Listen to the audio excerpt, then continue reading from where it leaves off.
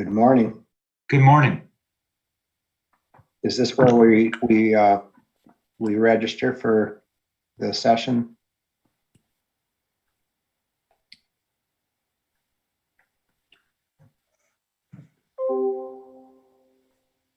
I believe so, yes. I'm waiting too. Yes, All right. I am as well. Okay. Good morning, everyone. Good morning. Good morning. Morning. Morning. Good morning. Morning. It's morning. Good morning.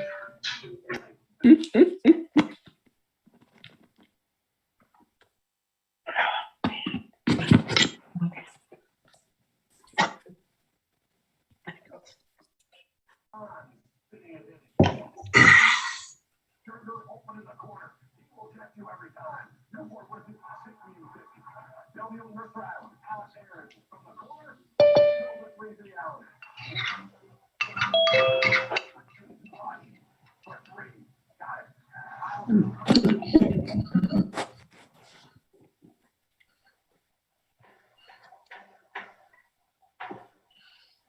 aren't we getting? So if you want to say hi. to Yes, them. good morning. This is Betty Coates.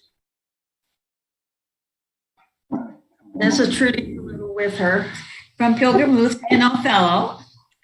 Good morning, everyone. We're just getting you guys checked in on our spreadsheet right now.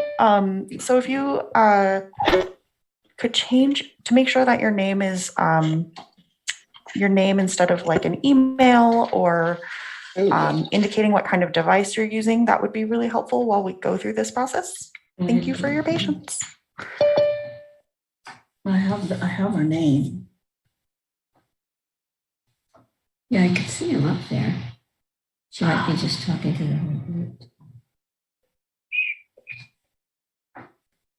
group. Christ, Keith. Oh, okay. Out of that.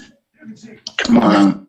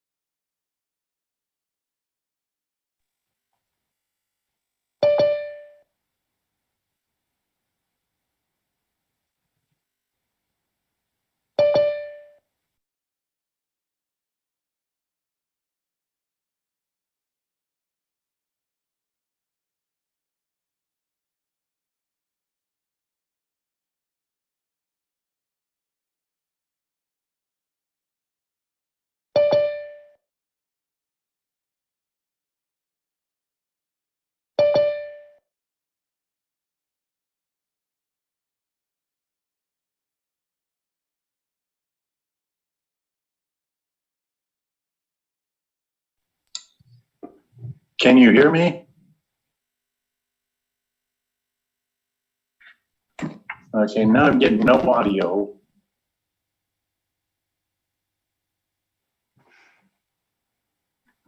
Whoever asked if you could be heard, you can be heard, but right now we are keeping ourselves muted while they do the check-in of all the participants. Thank you. I just want to make sure that I have trouble checking in. Thank you. Liebert and Cochran. Okay. Oh, no.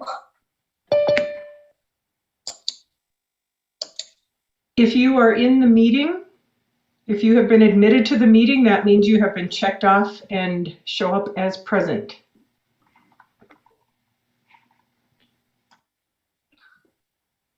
Okay, thank you.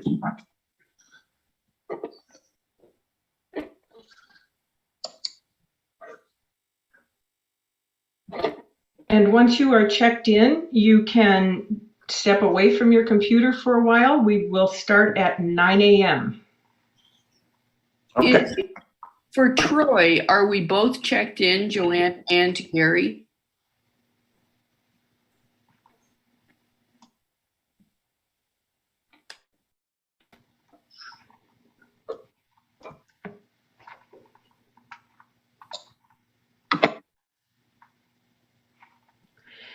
Yes, Joanne, it looks like it. If you have both your names renamed yourself to include the name or names of everyone who is present on your device, then you each are being checked in. So it looks good for you.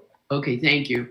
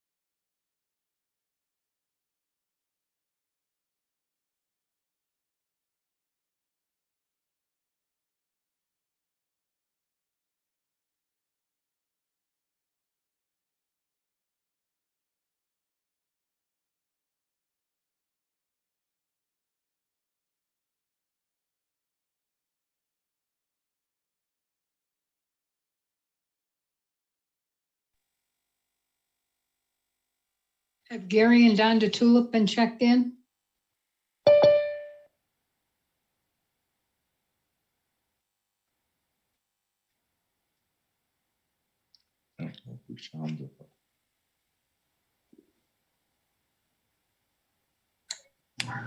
Gary and Don Tulip are checked in.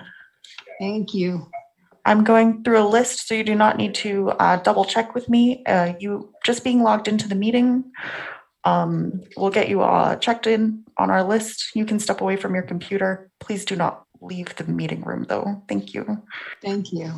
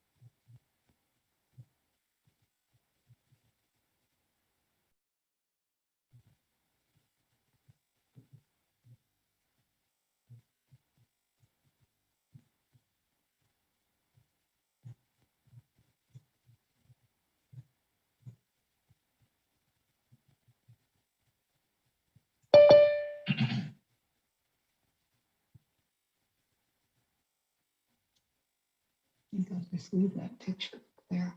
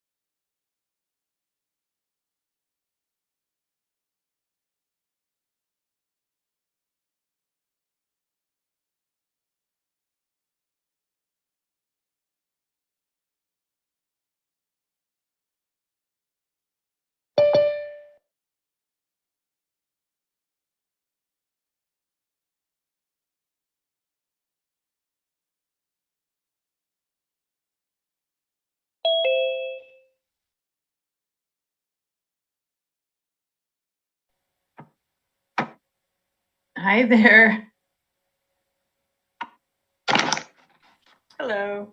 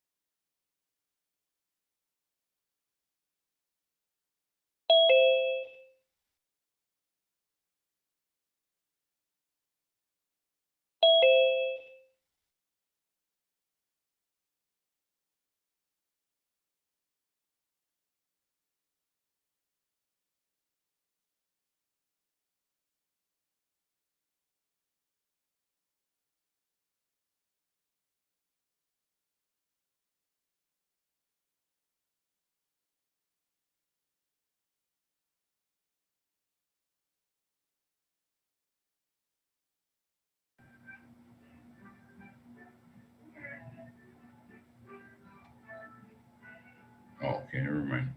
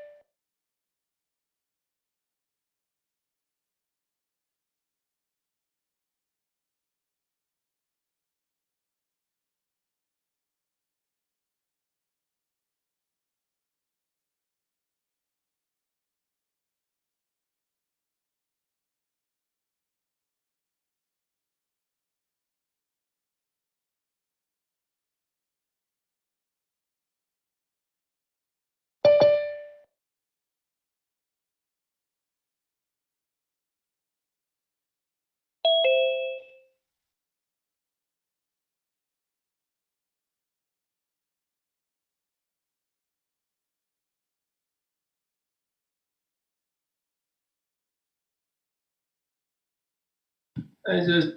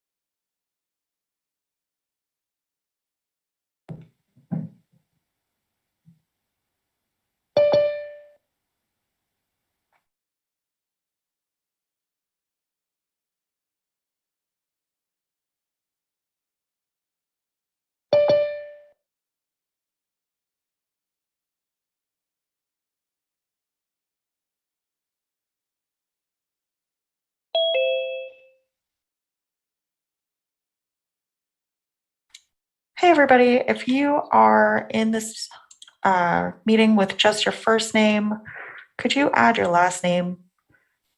That would be really helpful for us for check-in. And then if you are also meeting with multiple people on the same device, if you could list the names of all of the people attending on that device, that would be great. Thank you so much.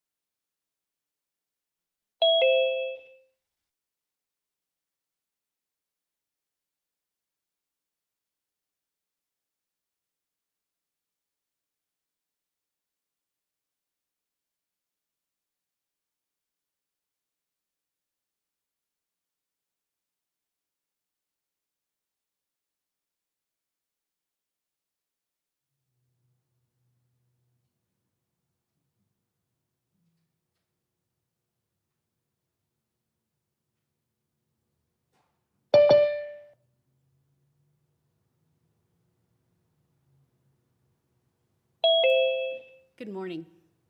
Welcome to the opening prayer of the 2021 Northwest Intermountain Synod Assembly. I invite you to take a moment, calm your hearts, calm your minds. Remember in whose name we gather, and remember the one who has made us his own.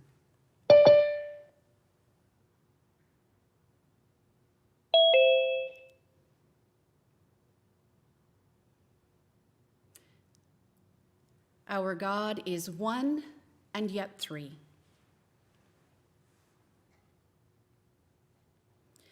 In this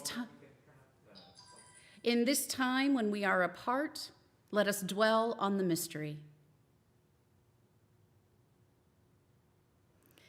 Live a life worthy of the calling to which you have been called, with all humility and gentleness, making every effort to maintain the unity of the Spirit in the bond of peace.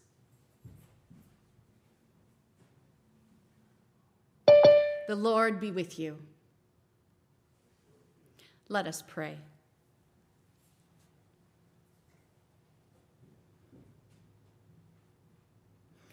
O God, you teach us that where two or more are gathered in your name, there you are among us. Yet we are not physically gathered together in this moment and do not know when we will be together again. Even so, you come to us in unexpected places, behind locked doors, on dusty roads, and in our time of isolation. Draw us close to you and to one another. That we are reminded, though we are not in the same place together, we are one in you. Through Jesus Christ our Lord. Amen. I declare this assembly to be in session in the name of the Father, and of the Son, and of the Holy Spirit. Amen.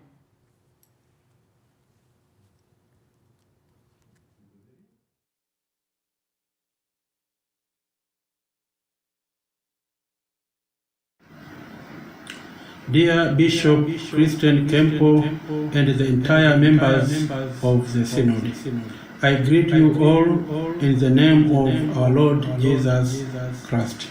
It is great honor for me to have this opportunity to greet you in this important meeting. Before I proceed, I would like to convey my sincere sympathy to our brothers and sisters who lost their relatives from COVID-19. I pray to God that He may give them strength in their difficulties. God says in the book of Isaiah, "So do not fear, for I am with you. Do not be dismayed, for I am your God. I will strengthen you and help you. I will uphold you with my righteousness." That is from Isaiah 41, verse 10.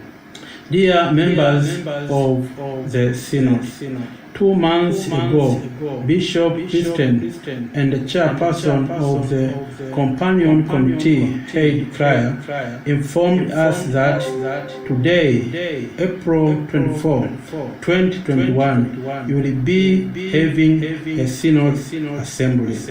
We know this is an important meeting and highly decision-making board in Northwest Intermountain Synod. We are also aware that in this meeting, different and important agenda relating to our mission as a church will be discussed and resolved. Your fellow Christians of Ulanga Kilombero Diocese are together with you. We have been praying for the meeting in our Sunday services, in our morning devotion, and I have informed all prayer groups in Ulanga Kilombero Diocese to have special prayers for this meeting. We pray that wisdom of God to be with you and wishing you a peaceful meeting. Dear Bishop, before I end my greetings, allow me to address my thanks to God for our companionship which started many years ago. I thank God for protecting and guiding it. We all are aware that many years God had been pouring His blessing via our companionship, and all of us have been benefiting it in different ways. Dear Bishop, I also want to use this opportunity to thank brothers and sisters of Northwest Intermountain Synod for their support to Tumaini Lutheran Seminary. For many years, students at Tumaini Lutheran Seminary were taking food under the trees. The situation was horrible and challenging. As we talk, students are no more taking food under the trees as they used to do. But now they are taking food in strong and good dining hall. Thank you very much for your support, and our Lord bless you and bless your work of your hands.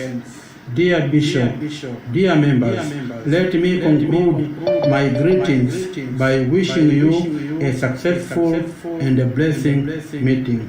May our Lord bless you all. Thank you.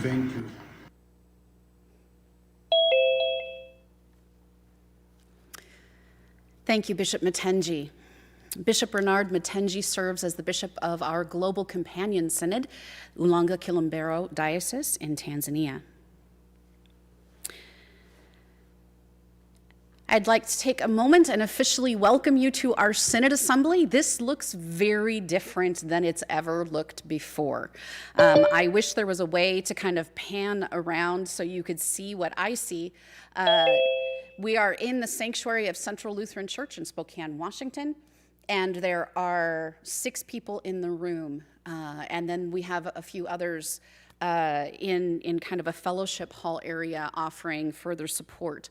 But this is not what we're used to for Synod Assembly, so I want to thank you for joining us in this new thing.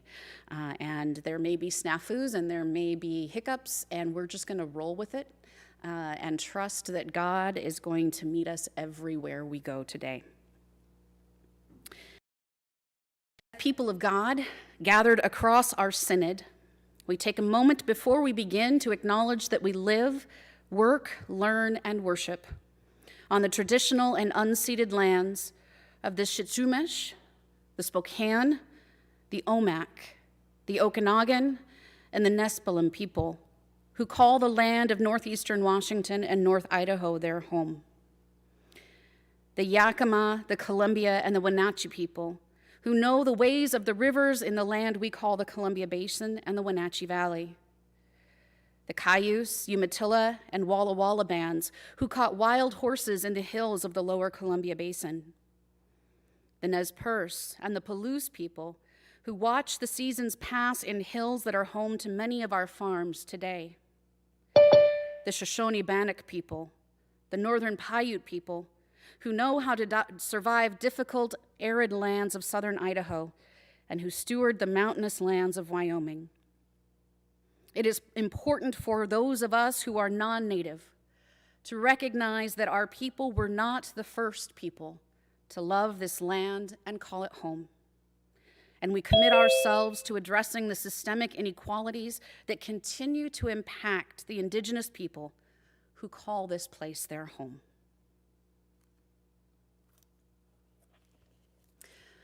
I'd like to invite Pastor Phil Meisner to come up, and he has got some orientation details for us.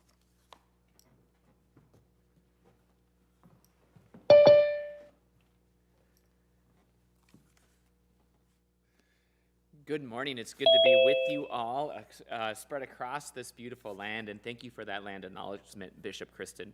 Just to review a few ground rules before we jump into Synod Assembly.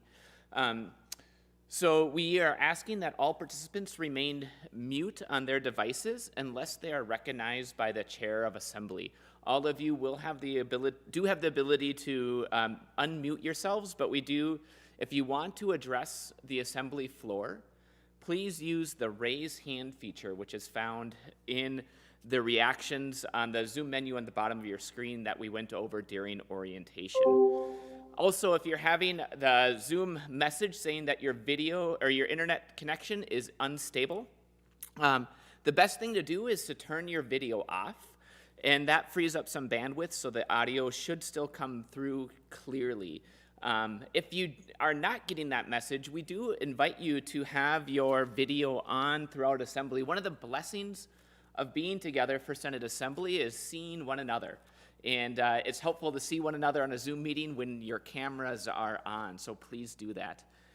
The other thing, one more thing that's important to have by is make sure that you have a white piece of paper near you for our quick votes for receiving the minutes and such like that, that we would typically do by voice acclamation during Synod Assembly. We will ask those in favor to raise a white piece of paper. And so make sure each participant in your Zoom screen has a white piece of paper to raise up so that we can get a quick read of the Zoom room. And then after we have all those in favor scanned, we'll ask you to put your white piece of paper down. And then and then we'll ask for the nays, and again, same sign, the white piece of paper. And so make sure you have that by you, and you do have some time to get that in place before we will take our first acclamation vote. And speaking of voting, in your email inboxes right now, you should have the first ever remote assembly election in that email inbox.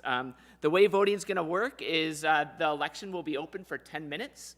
And so you have 10 minutes now to go and check your email. And it should say the message will be from Northwest Intermountain Synod, ELCA. And open up that email and scroll down to the click here to vote message, press that button, and then we will be on our way. So go ahead and vote in the first ever remote test election. So grateful you're a part of this, and so grateful that this day is coming together in this way.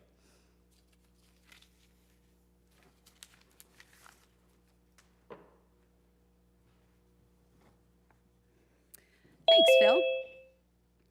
There are some brief introductions I'd like to make this morning. You will probably be hearing more from some of these people, and some people will not show up on your screens at all, and that's one of the drawbacks of not being in person. The first person I'd like to introduce is Judith Roberts. She is our church-wide representative who will be with us today. Hi, Judith. She's waving there. She will be with us later in the business session, and I'm very excited she is here. She was my first choice to be with us today, and so I'm really happy she's with us. Felicity Pittman, our Synod Vice President, is one of the lucky 6 in the room with me.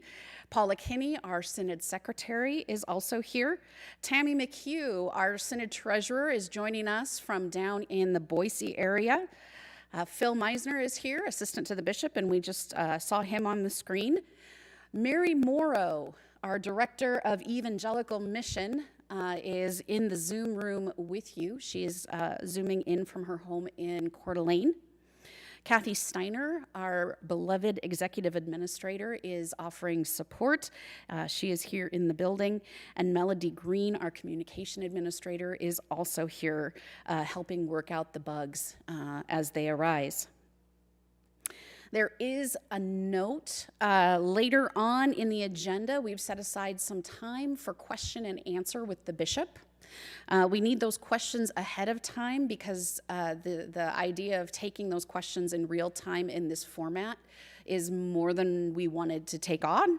So if you can message Kathy Steiner those questions by 1 o'clock this afternoon, that would be great.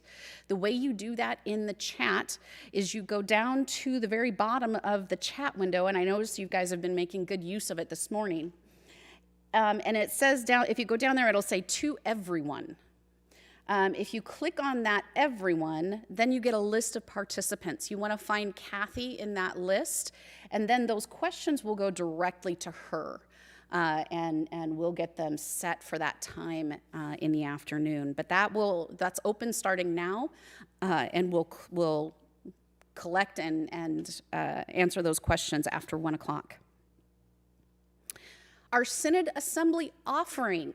I'm really excited about this. Our Synod Assembly offering is going to go to the Wells Endowment for Campus Ministry. This is an endowment we set up to support campus ministries in the Northwest Intermountain Synod, and we named it after our Bishop Emeritus Martin Wells because campus ministry was a passion of his. And so we are hoping that we will receive generous donations to that endowment. The plan is that we would then be able to do an annual drawdown, much like we do with our share fund, and distribute that to our campus ministries in the Synod. Currently, we have 3 campus ministries. We have a campus ministry at Eastern Washington University, a campus ministry at Washington State University, and a campus ministry at the University of Idaho. And you see our fearless campus ministers there on your screen, Ariana Ahrens and Carla Nauman Smiley. So they would really love it if you were generous with Synod Assembly offering today. There is a direct give button on our website, nwimsynod.org. Or you can mail a check into the Synod office because I know we're often used to having a piece of paper to put in the offering plate when we gather together for assembly.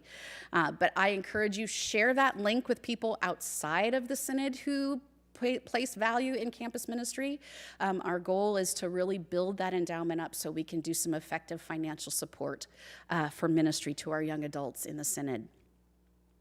Right now, we have about $120,000 in the endowment, which means any drawdown is not significant. We could maybe buy pizza for people once or twice, but we'd really like to make a bigger impact on their ministry than that. So we're going to take a moment now and we're going to watch a video about campus ministry so you know exactly what we're giving our money to. Thanks.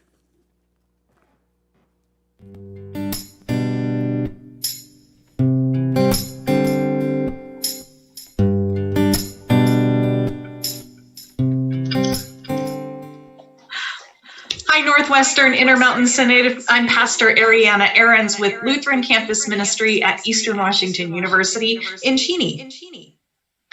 And I'm Deacon Carla Newman-Smiley with Lutheran Campus Ministry at the University of Idaho in Moscow. I suppose you're out there wondering where that rascal Nick Nikolai is.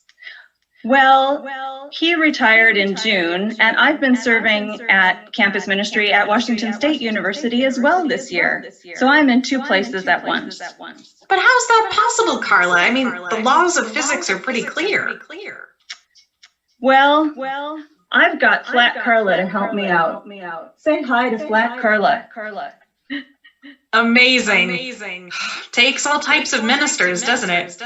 Anyway, we're here to thank you for your support of our ministries. Your financial support through congregations, your individual gifts, and mission support. The Wells Endowment for Campus Ministry, which is the recipient of offerings here at the Assembly. So thank you for your past, present, and future generosity. You enable us to support young people in or out of crisis, create communities of faith open to questions, to serve the needy in our communities, and certainly to offer up lots of prayer and praise.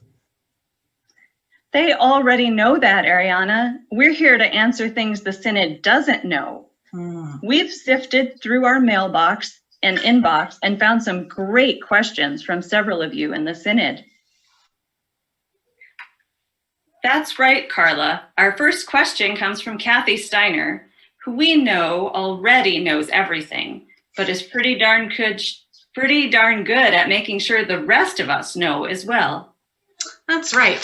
She asks, I know universities have moved online during the pandemic. How have campus ministries adapted? Good question, Kathy. For the University of Idaho, it was Zoom, attempt at in-person, canceled by a blizzard, so more Zoom. At LCM at EWU, through our ecumenical collaboration with Elm Campus Ministries, we've sent out monthly themed boxes with books and goodies and devotional materials called cross-connection boxes. Plus, we've had Zoom book studies, devotions, game nights. For campus ministry at WSU, we've been fully remote. For some of the students, the new students engaged in campus ministry, they've never actually been to the campus in Pullman. So our Zoom worship and Bible studies have been the only way they've been able to engage. We've also sent kits for Advent and Lent so that a little bit of campus ministry can be sent out to reach the students wherever they're studying or working until they can return to campus. Looks like God continues to do new things through campus ministries. Our next question comes from Pastor Dave Haven. He asks, if aliens attack the planet, what should the ELCA, the Synod, and campus ministries do?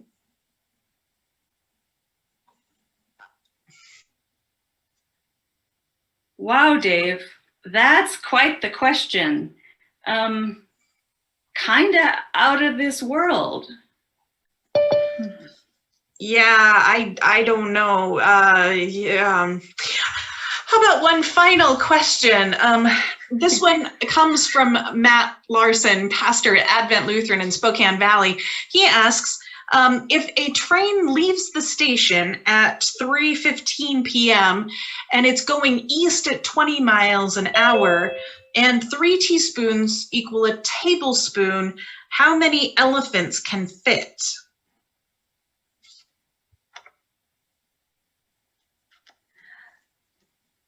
Obviously, the events of this past year and the stress it's caused has affected some of us more than others.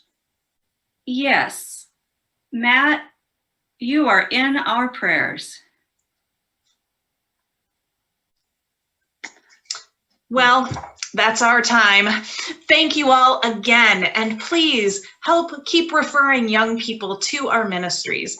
We're adapting, as you are, to not being physically together, enabling us to reach more folks in virtual spaces. We are a part of your churches, ministering to the young people of your congregations when they're here at university.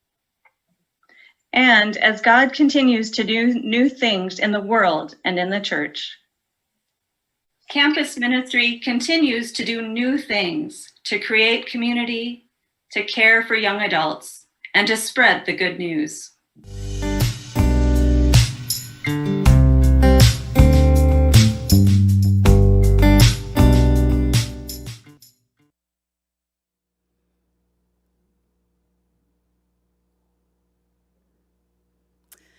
Thanks, Ariana and Carla.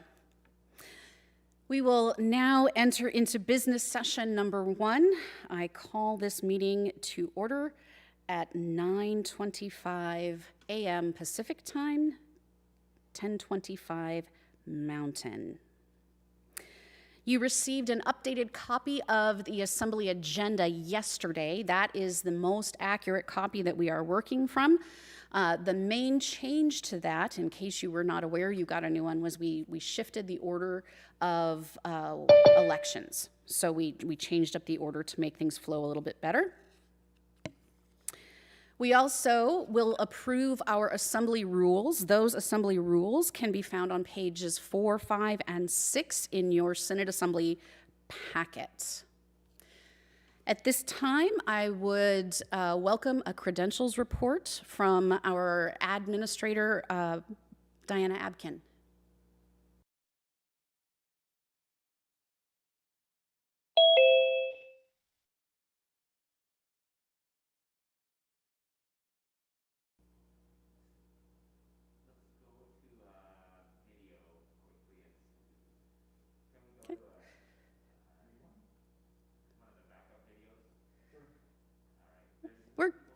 We're gonna let you all watch a video or two. We still have some folks who are checking in, and Diana is working on that. So enjoy this video.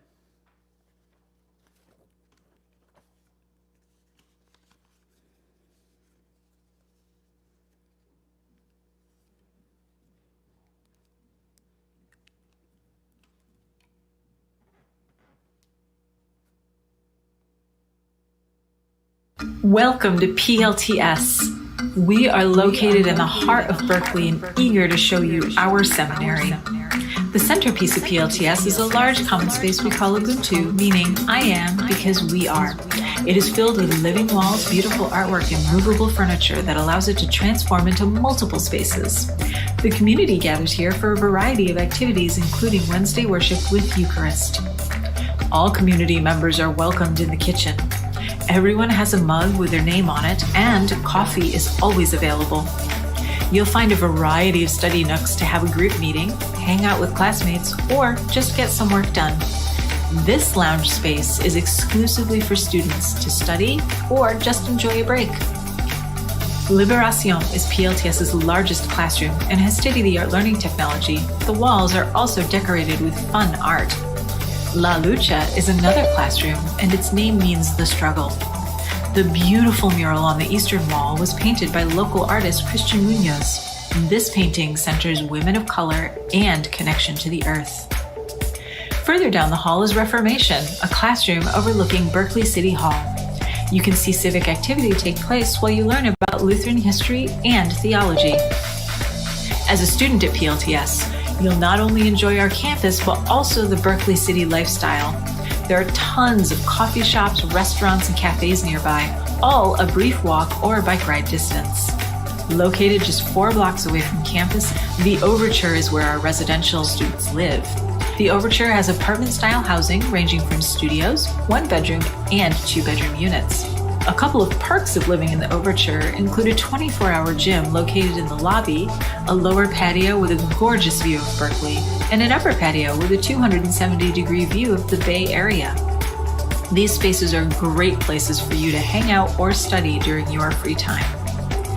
Thank you for watching today's tour and exploring PLTS with us. We hope to see you in our campus in the near future.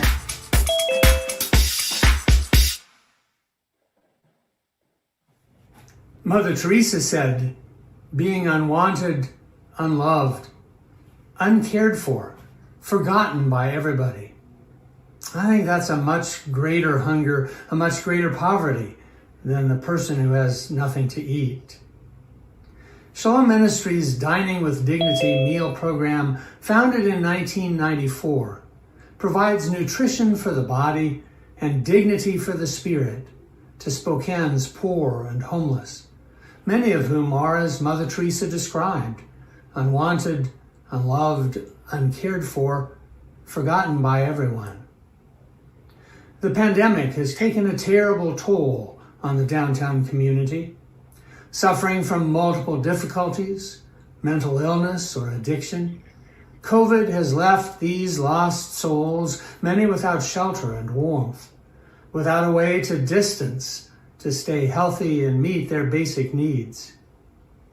Shalom's Dining with Dignity program had a huge challenge in March 2020 as the pandemic hit, closing businesses and keeping people quarantined in their homes. How would Shalom meet the needs of our homeless and poor guests while protecting the health of diners, staff, and volunteers?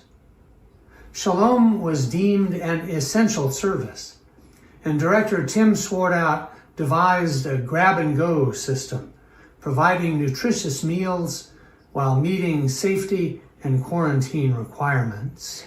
We were serving dinner the other day, and one of our diners lives across the street in the Pathway Housing, and she was so touched by the radical hospitality that Shalom Ministries come giving, and she brought her baby down to share her story. And she was on the streets for almost 8 years, and she's cleaned herself up, and she's doing well. And again, Shalom Ministry is offering nutritious food for her to continue to go forward. Shalom Ministries' Pathways program provides Dining with Dignity guests a hand up toward independence. Those who volunteer and serve their peers are designated as the core team. Our amazing core team stepped up to serve their peers and meet the needs of their hungry neighbors. The core team, with a small group of outside volunteers, now prepare and safely serve 150 to 250 hot meals at each of 6 different times, 4 breakfasts and 2 dinners each week. The diners line up outside to receive the meal and find a sheltered spot to sit and eat. And as it's gotten colder now, we move folk through an upstairs door to receive their meal, and then they step outside to eat. Of course, those with a small apartment may take their meals home. Definitely would like to say thank you to Shalom and the church fellowship here. They are amazing. They provide meals for everybody that comes here. Everybody's welcome. They are the nicest people, always in great moods, have words of encouragement, and they're a blessing. They're all angels here in Spokane, Washington. We're very appreciative. I'm very appreciative of each and every one of them, and each and every time I've been down here, it's been a blessing for me, and it's helped me out. So I would like to say thank you to all of them for being who they are and continue to do what they do. We are getting more of our diners raving about how nutritious and how great tasting the food is. And one of the diners came up and he said, if I could go to a restaurant I would choose to come here. Part of it is because the food is so great, but the staff and the people care. St. Augustine said, "What does love look like? It has hands to help others. It has feet to hasten to the poor and needy. It has eyes to see misery and want. It has ears to hear the sighs and sorrows of humanity." That is what love looks like. Shalom's core team and volunteers know what love looks like. It's compassion for shivering bodies wrapped in blankets, the sorrowful eyes and soiled clothing of those who stand in line, stop to put on their masks, sanitize their hands, wait for 6 feet, and then step up to take their meal. They really want to go back to eating in the church, but that's not possible, not yet. In the meantime, every effort is made to serve our guests with dignity. Another group of people know what love looks like. You, the financial supporters of Shalom's ministries.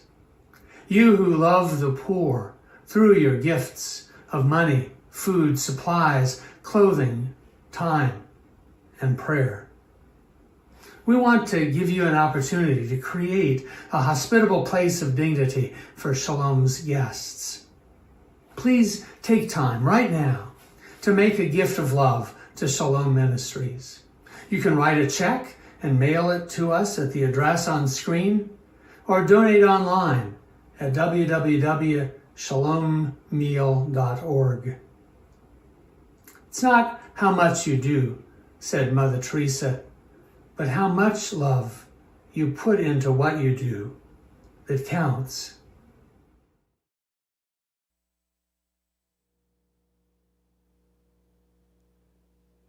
We're ready to continue. I'd like to introduce our Assembly Registrar, Diana Abkin, with a credentials report.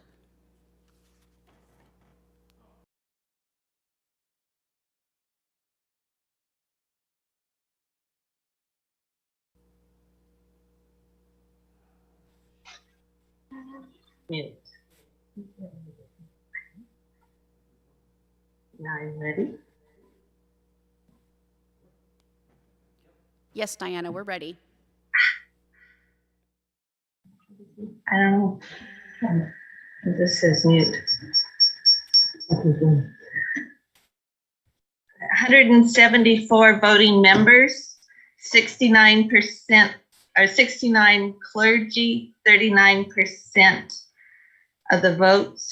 Voting lay, 105, 60%. Voting lay males, 41, 39%. Voting lay females, 64 and 60%. Diana, our meeting will be held in good order. At this point in time, we'll be learning a little more about the ministry that Judith Roberts does on behalf of us and the ELCA. We'll be watching this video.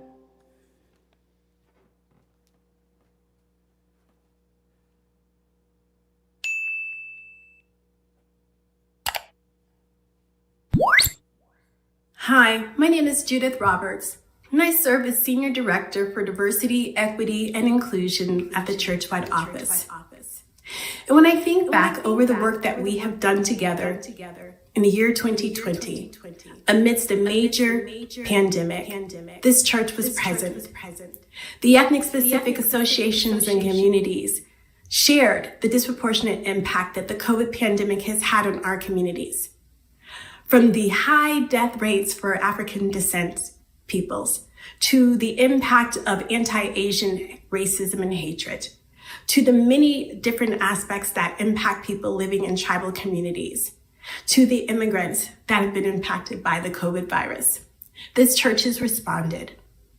And when a young Black man in Georgia was shot down for jogging in a community by 2 white men, this church and its leadership in the Southeastern Synod decided to confront white supremacy by hosting an event that brought our church together. And when a young woman in Louisville, Kentucky was shot in her own home, the name of Breonna Taylor galvanized a movement around Black Lives Matter in this country, where leaders across our church joined in arm to work and to walk with the people and community.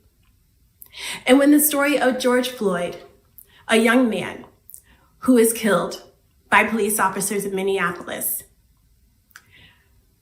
this church opened its doors and they called leaders to march in solidarity in the streets. And this church will continue to show up as we live into future church. That the work of racial justice is important to our denomination. The work of racial justice is important to this church's journey. The work of racial justice is important as we think about our baptismal call to strive for justice and peace for all the world. And whether we do this in our congregational settings, or we do it as synod leaderships, or it is the voice that is amplified from churchwide, especially when we align with national policy work, this is our work that we are committed to do together.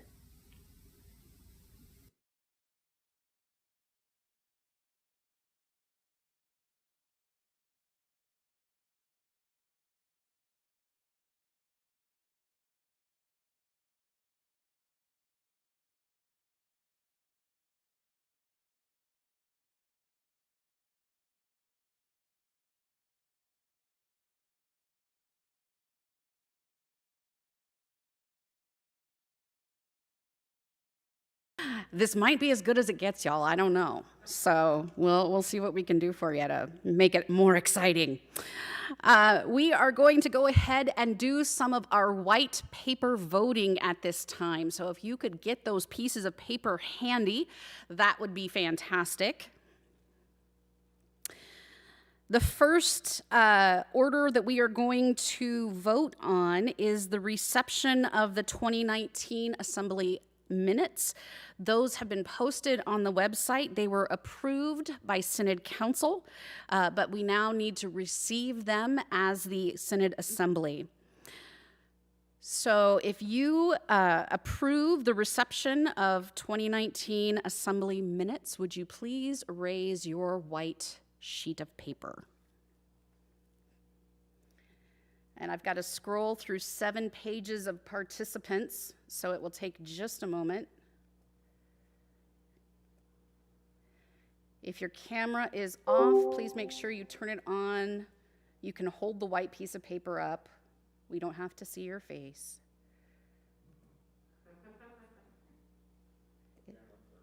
Yep. All right. Those opposed, will you now raise your white cards?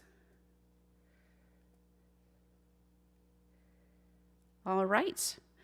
The minutes have been received. Thank you. Our next order of business is to approve our assembly agenda. As I mentioned, a new one, an updated one was sent out yesterday with the link to this meeting. So if you are in favor of approving the updated assembly agenda, please raise your white card.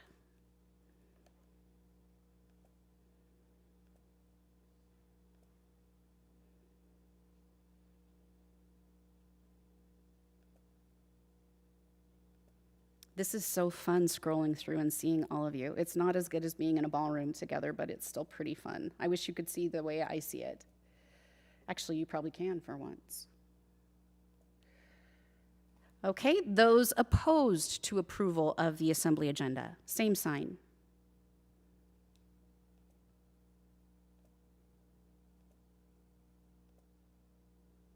Okay, the agenda is approved. Thank you.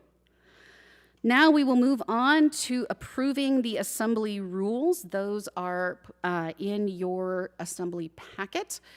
Those who are in favor of approving the rules of the assembly, please raise your white card.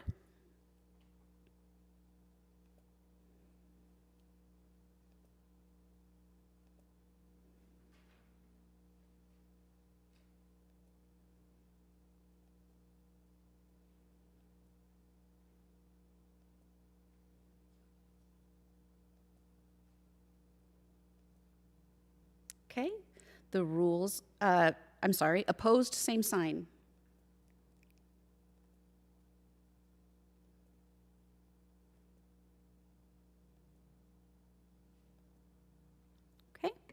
We have approved the rules of the assembly. Thank you for all of that good, fast work. We will move into our first ballot. This will be the first official ballot where we use our voting emails. Oh, I'm sorry, I'm getting a sign. Oh, excellent. We have a question. So this is from Mark Nulty or Judy Severus. Do you want to let them address the floor? Sure. Mark or Judy, would you like to address the assembly? You have my permission.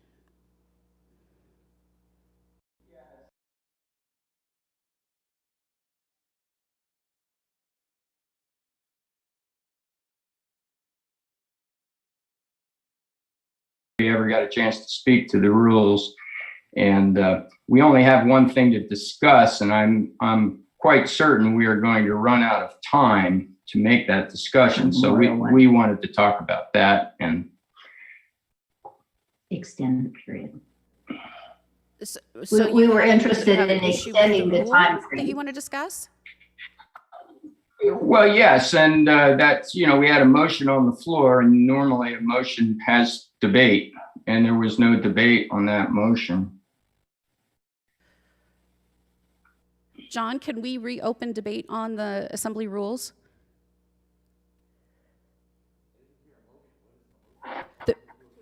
Yeah, to approve the rules. I didn't allow time for debate, conversation after the motion.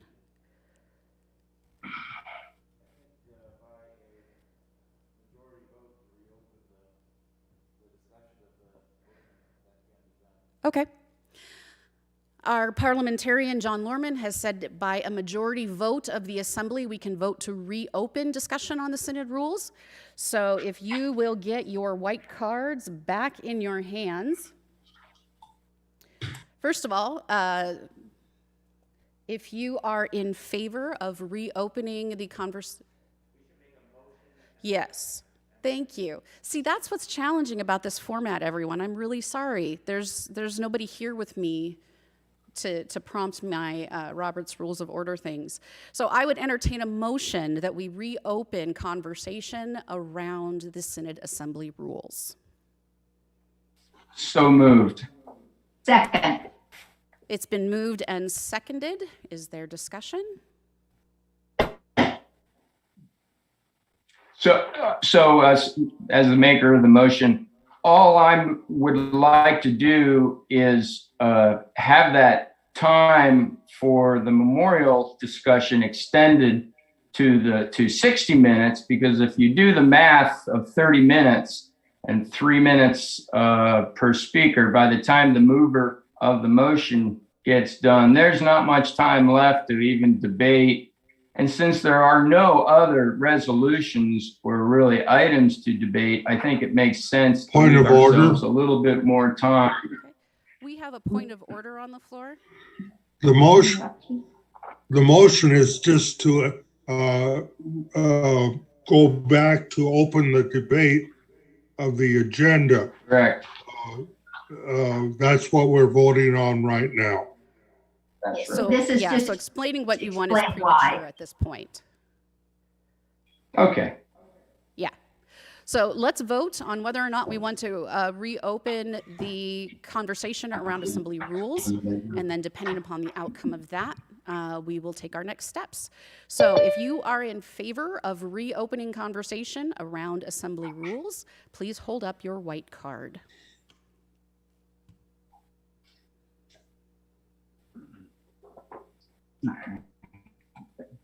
Yeah.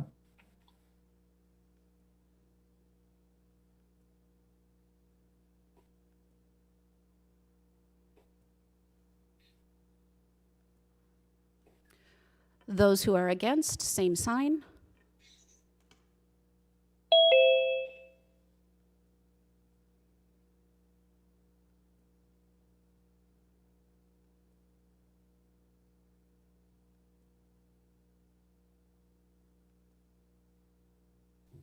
Too big to be something used for him.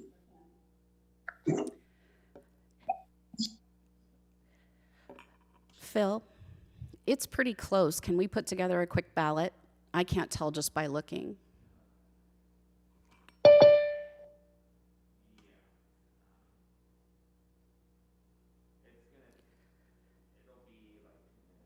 Okay, we've got about 2 minutes that it will take to put together that ballot and get it emailed to you.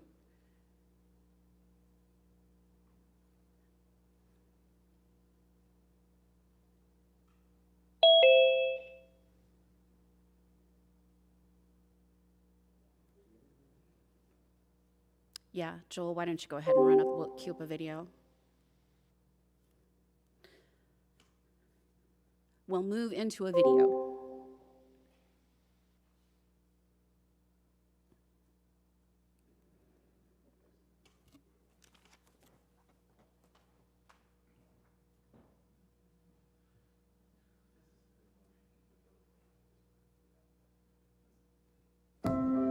We live in challenging times. Luther Seminary continues to educate leaders to meet the needs of the church and world, whatever the future holds. It's just always one of the great highlights of my year, and the people get to see them. So I love the fact that you're doing this online. Thank you. Even though millions died in the middle passage. Stay on Jesus. And team, I am shattered by all of this. To popularize the particular ways that women. We care about climate change, first of all, because God has made us responsible for the welfare of every living thing on this planet.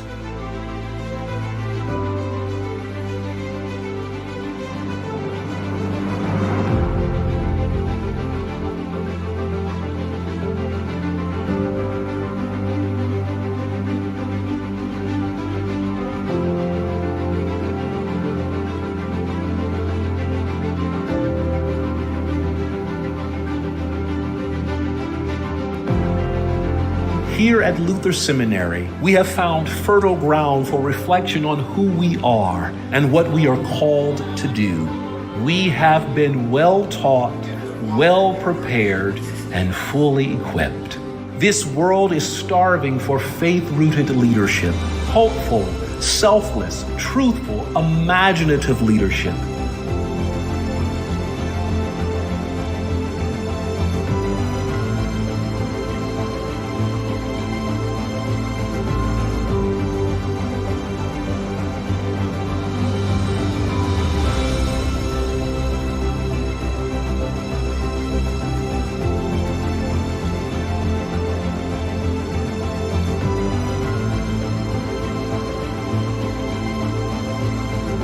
Luther Seminary was always the seminary that I knew I wanted to go to. There were some obstacles, finances, time, all of that. And when the MDivX program came to be, it took all of those away. So it's really the opportunity of a lifetime. Students are so grateful for your generosity. Thank you for supporting Luther Seminary.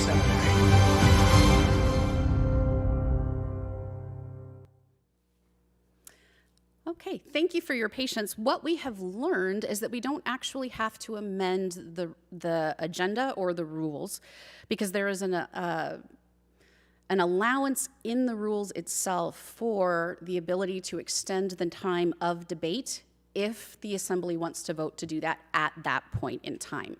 So we can revote to approve the rules as they stand and just take advantage of that wiggle room that we've provided ourselves as part of the debate around the memorial. Does that make sense? Everybody's thumbs upping? Okay. No. So what we May I need speak? now is a motion to approve the assembly rules as presented, because since we reopened it, we need to revote on it. So is there a motion to accept the assembly rules as presented? So moved. Oh, do we have to close the motion on the floor? We didn't take the vote because of the provision. So we need to close the motion? Okay. So I would entertain a motion to close the motion to amend the Synod Assembly rules to allow more time for debate. So moved. Because, moved? Seconded. Seconded. All in favor of closing that motion, white card, please.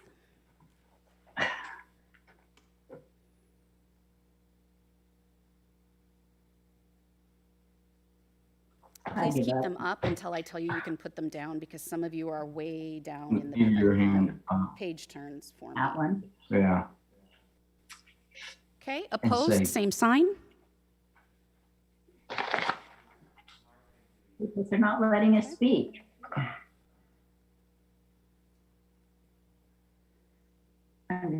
Mark and Judy, you have your hand up.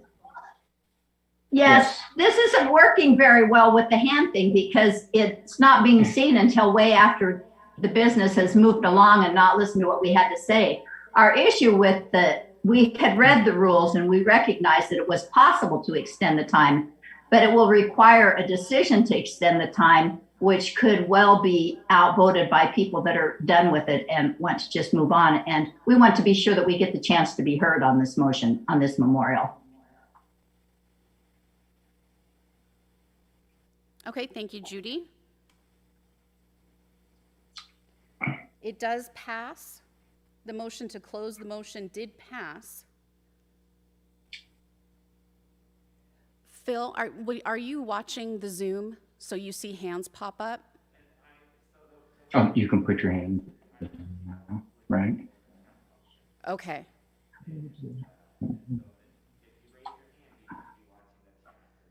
I don't know. Oh, there it went. Okay. So if you raise your hand to ask a question, please watch the chat function, because Phil will immediately reach out to you to get more information from you. So it's not as smooth as when we're in person for sure, but we'll make the best of it. Okay, but that has not happened. Yeah, there it is. Oh, yeah. Okay. It's happening after the business has moved on, so there needs to be a way to pause while we get the chance to speak. Just need to slow down just a little bit so the technology can keep up with the business. Yep, that's what I'm hearing. So that's what we'll do. If I start going too fast, Phil, slow me down. Sound good? Yeah, we want to make sure this goes in good and proper order. So, all right. So now I would entertain a motion to approve the rules as presented. So moved. It has been moved. Is there a second? Second. It has been moved and seconded. Is there discussion?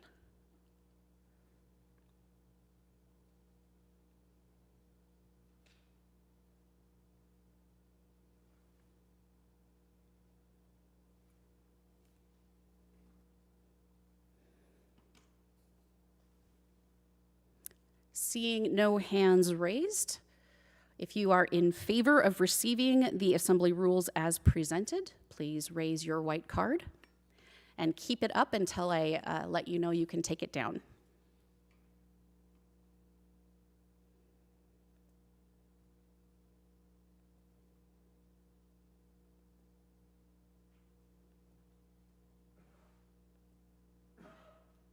Okay. Opposed, same sign.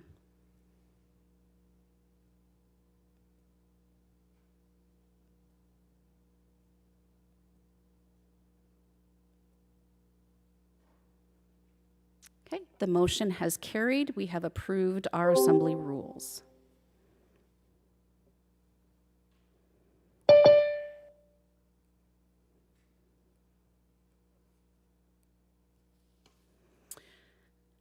We will move into our first ballot for election. I'd like to thank the nominating committee for all of their work in finding nominees for our open council positions.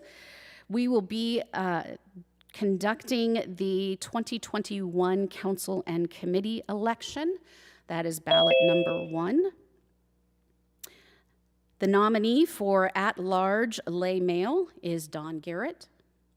The nominee for the young adult position is Ryan Lawrence.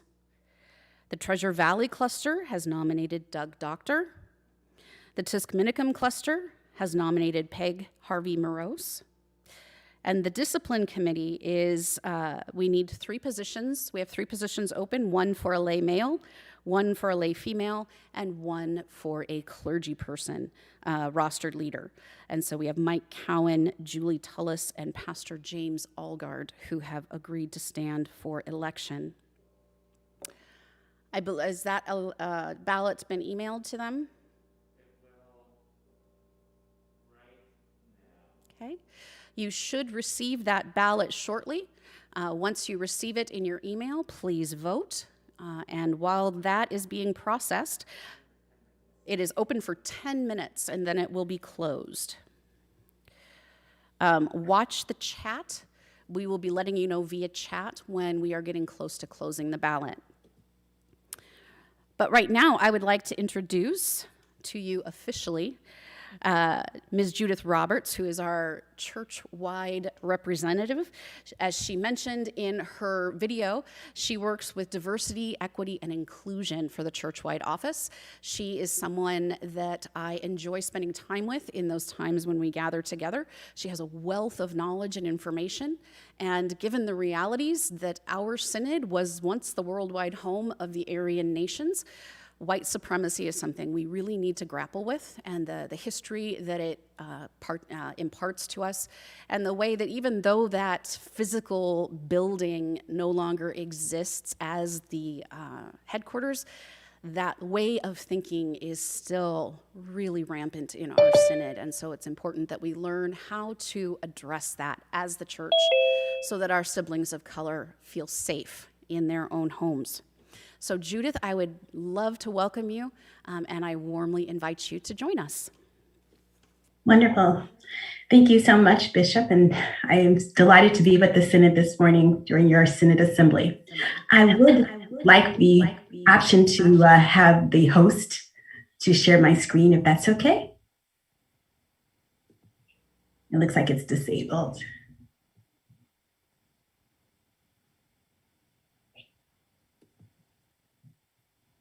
Judith.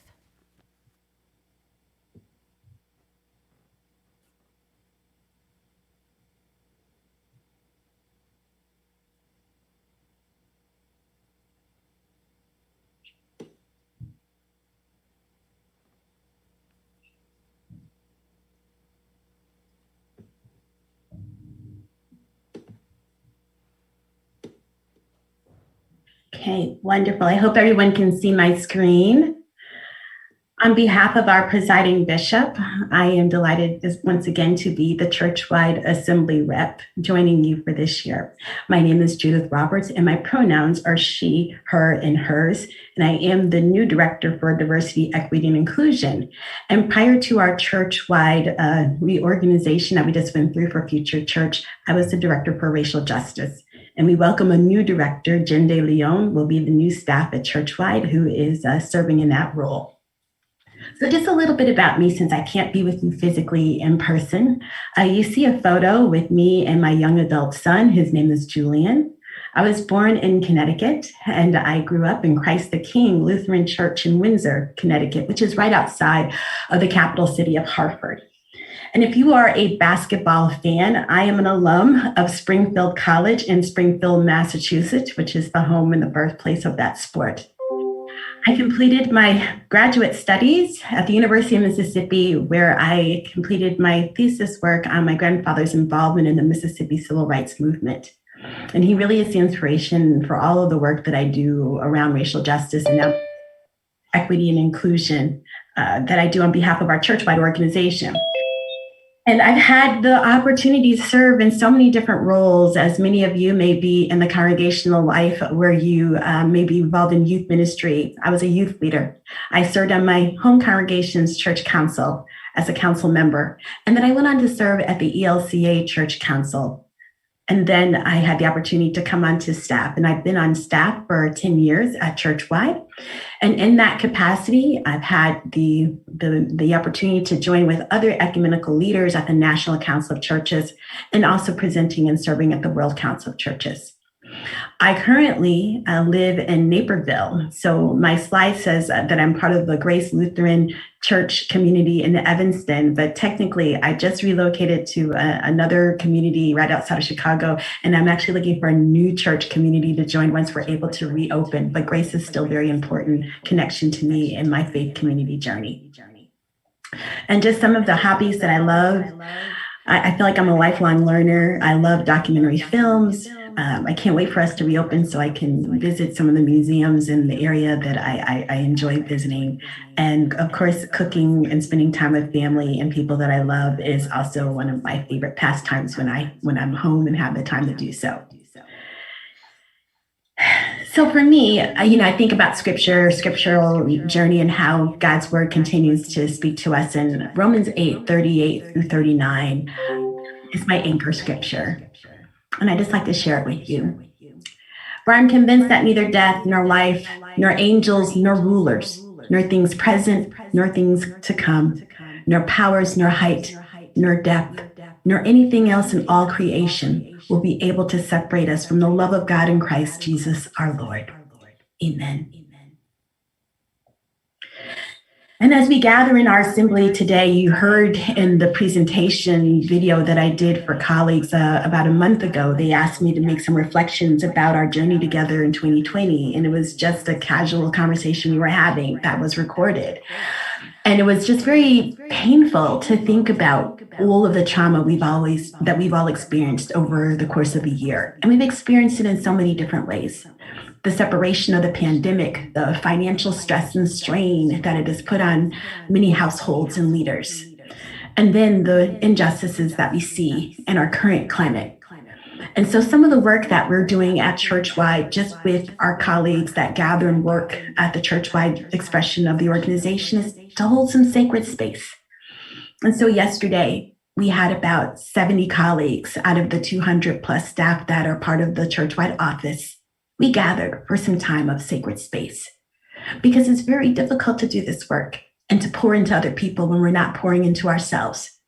And so for us, being church together means that we need to hold some time and some space with all the different Christian expressions that are part of Churchwide staff and leadership, with all the other religious faith communities that are part of our Churchwide staff together, that we come and we gather and we center around the word, just like you do.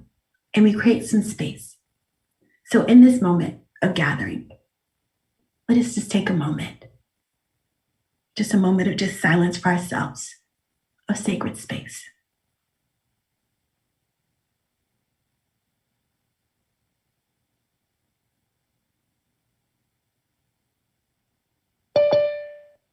This work is head heart work as disciples.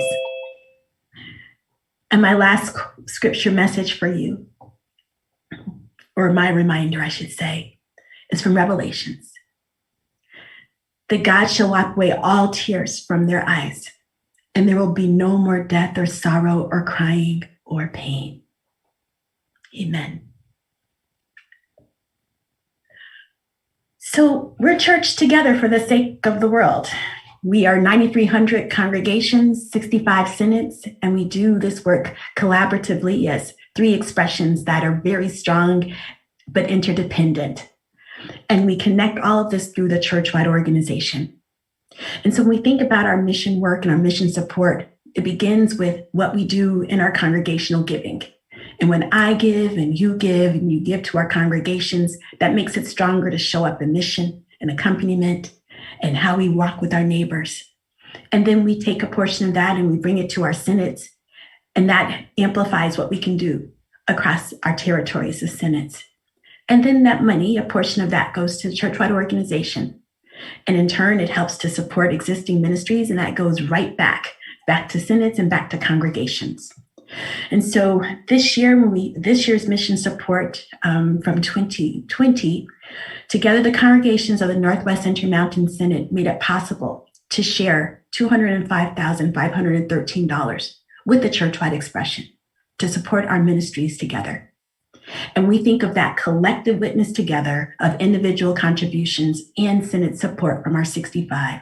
Over $40 million of support came to the Churchwide organization And that money, as I shared, goes back out, right back into communities and around the world as we do our witness for service and justice. And so on behalf of all of those who have been touched by the ministries as we do this work as 3 expressions of the ELCA, much thanks to all of you, especially from your churchwide support staff. And so in churchwide, when the mission support dollars are shared through our ministry portfolios, 41% of that is around church growth, that we want to start and plant new congregations here in the United States domestically. And then growing our Lutheran church witness, the work that we do through accompaniment all around the globe. And we do that through advocacy efforts and different grants and ways that we support ministries with our companion synods. And then 37% of that money is used to develop current and future leaders that will guide us into the future. And if you want to learn more about the different stories and how this work looks like in different contexts, please visit Stories of Faith in Action under the elca.org website. And as I mentioned, a portion of mission support remains within the Synod and is stewarded by the bishop and the bishop staff. And that's the work that collectively happens alongside congregations that are calling new leaders, that are starting new ministries, and that are responding to the needs of the neighbor.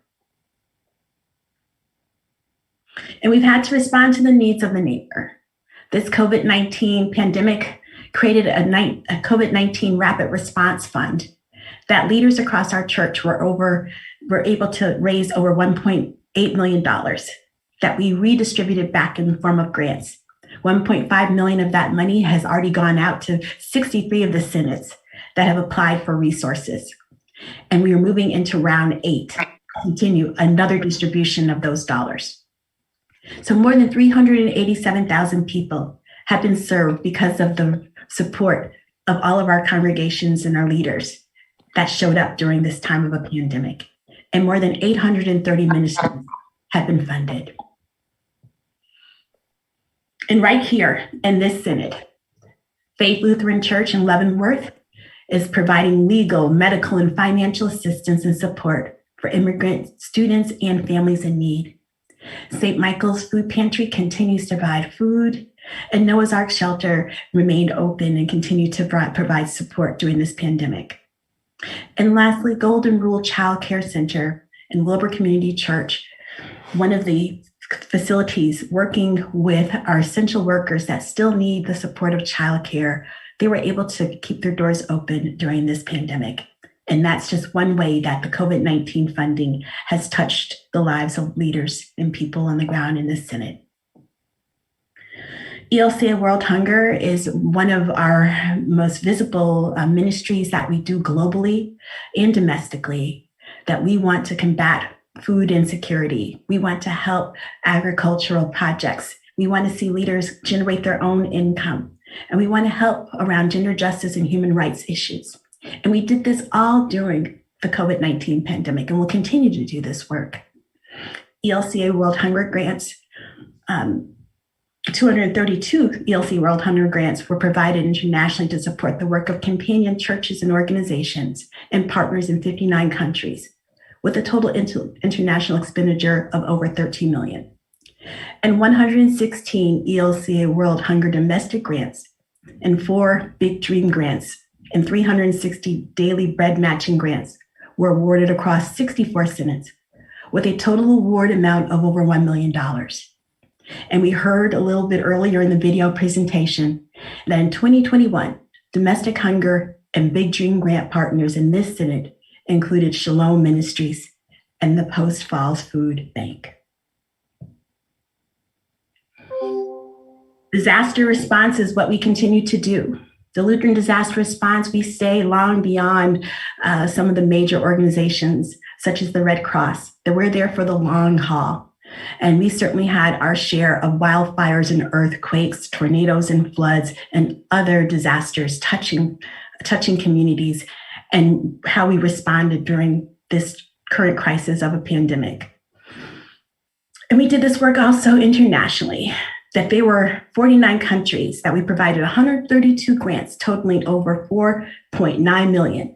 And 88 of these grants totaling 2.4 million were in response to COVID-19. And we're reaching nearly 800,000 people around the world. And domestically, Lutheran disaster response to the pandemic, we supported 32 synods and 3 Lutheran social service agencies in 40 states with grants totaling over $920,000. And an additional $3 million was provided in response to other disasters that occurred in 2020, because long-term recovery is what we want to do as we walk along communities with resilience programs. Fund for Leaders. We're excited that we are celebrating 20 years of providing financial award scholarships to candidates for ministry studying at ELCA seminaries.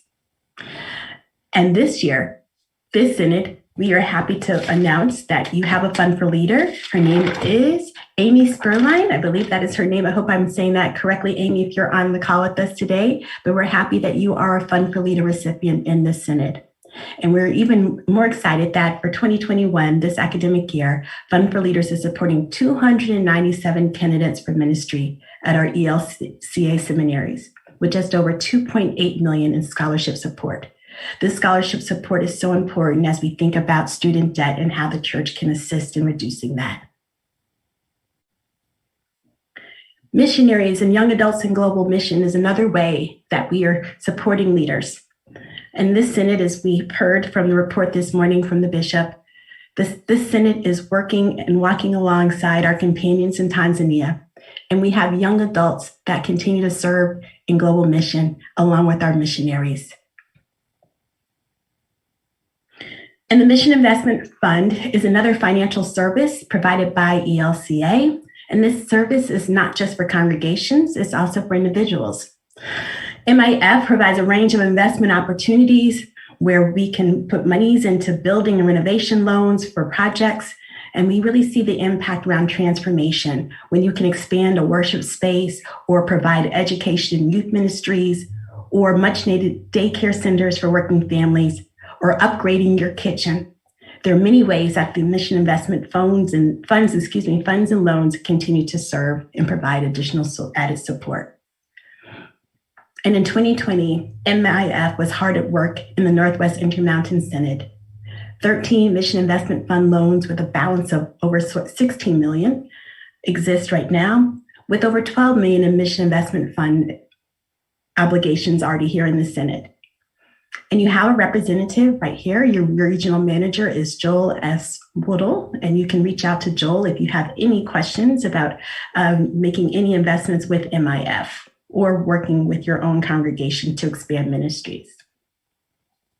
I also want to thank the leadership of this synod for lifting up the work of the strategy towards authentic diversity.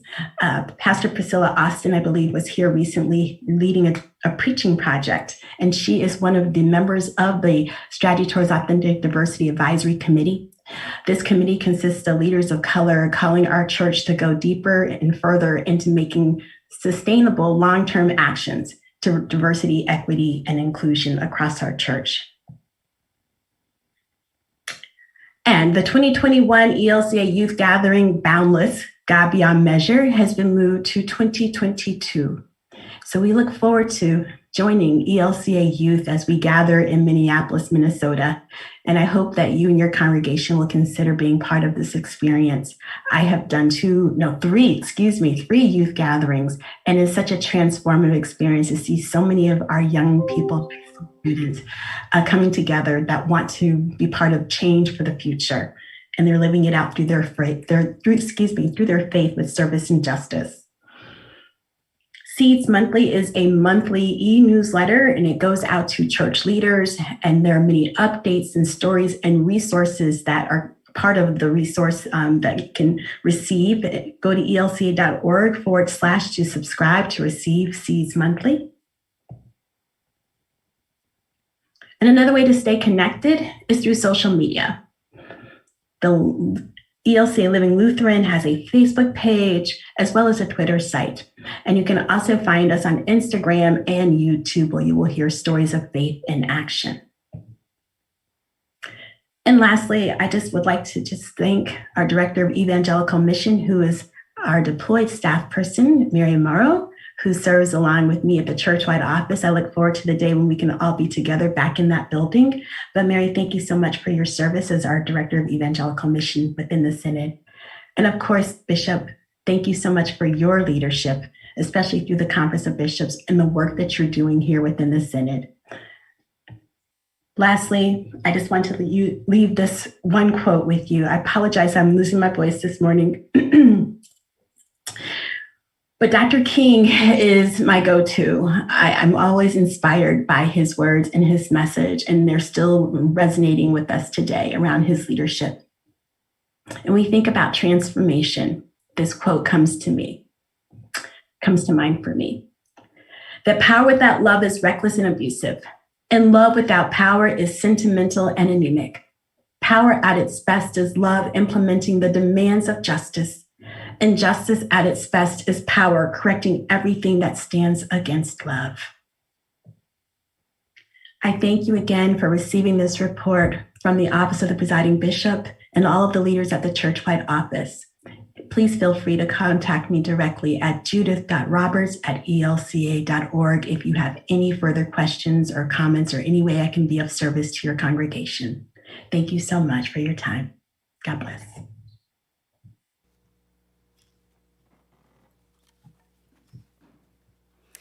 Thank you, Judith. We appreciate your willingness to be here with us. I was going to apologize for the early hour, but I realized it's not that early for you over there, is it? Thank you so much for being with us. If you have questions for Judith, since normally we would have a time where you could approach the mic, please type them in the chat, and I'm sure she'll be happy to answer any questions you may have. So before we went to her report, we were to receive a ballot. The incorrect ballot got sent out. So the instructions in the chat were to just vote the ballot that you received. And enough of you did so that we do have a valid election. What's that? Oh, sure. The chair recognizes Paul Malik.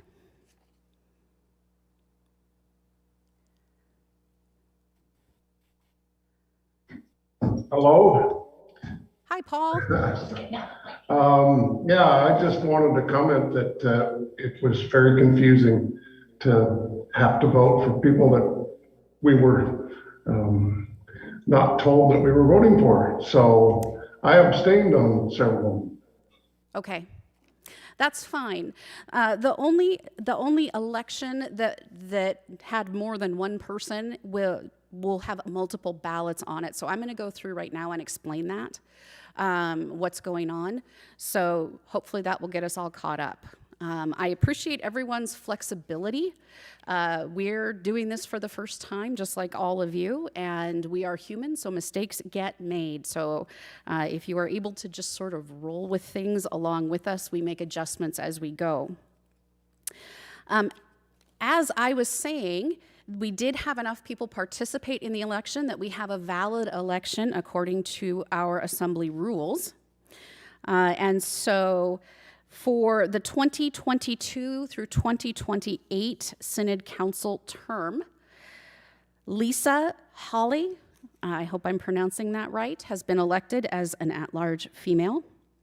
Pastor Edwin Weber has been elected at-large rostered leader. Keely Eschenbacher has been elected the voting member from the Spokane Westward cluster. And then on the consultation committee, I know this is where the confusion came in, and the reason we're going to just move forward with this ballot is because it will make sense in a moment, I hope. So we have 2 positions opened for rostered leaders on the consultation committee, and we have 3 nominees. Pastor Alan Eschenbacher will fall off of the ballot at this point in time. So we will have another ballot with Pastor Matthew Erickson and Deaconess Kathleen Tigerman on it, and to take the first position. Once we have the first position filled, then Pastor Eschenbacher and the other rostered leader will go back on another ballot to be voted on. So no one has lost opportunity to fill a position by us sending the ballot out early. Does that make sense? Everybody's good? Okay. So, as I mentioned, Pastor Alan Eschenbacher will fall off of this next ballot. The consultation committee, for those of you who are not familiar with it, is a committee that the bishop or synod staff can access to help in situations of conflict in a congregation or between congregation members or between a rostered leader and the congregation. So it is an important position. It requires excellent listening skills. The consultation committee reports directly to the bishop. And the bishop works very closely with them. So that is what we're looking at for the consultation committee, and I believe that all three of those nominees would be an excellent fit for that work. All right, are we ready to move on to the second ballot for consultation, Phil? No, we'll do that later before it's listed on the agenda. Now we're scheduled for a break. Okay. So we're going to put that ballot down for now, and we are going to let you go on coffee break. We will probably use this time to work a few more kinks out of the system. Our coffee break is scheduled to go for 15 minutes, but let's go ahead and just give you the full 20. We'll come back together at 10:45, or no, I'm sorry, 10:30. 10:45, is that right? Yes. We'll come back together at 10:45 Pacific, 11:45 Mountain Time to begin business session 2. Are there any questions before we do that?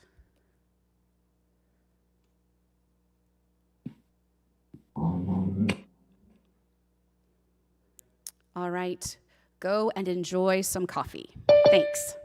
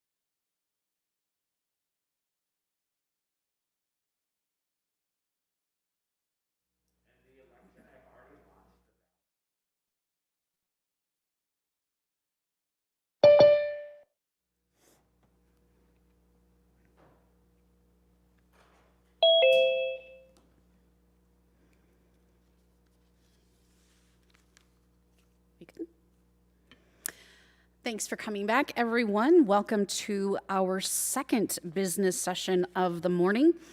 This is our fullest business session of the day.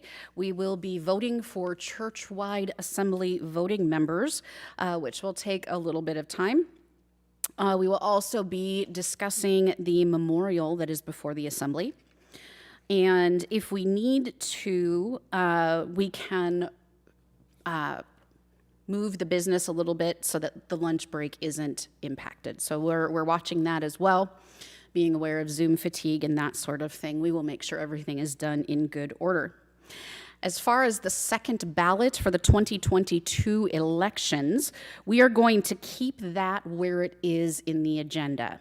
So basically what we'll do is where you see in your agenda ballot 1 for 2022, we will actually be doing ballot 1 for 2021. And then the rest of the agenda will flow as presented. I know that seems a little confusing, but we know, just trust us, we think. All right. So we will move into voting for our church-wide assembly voting members.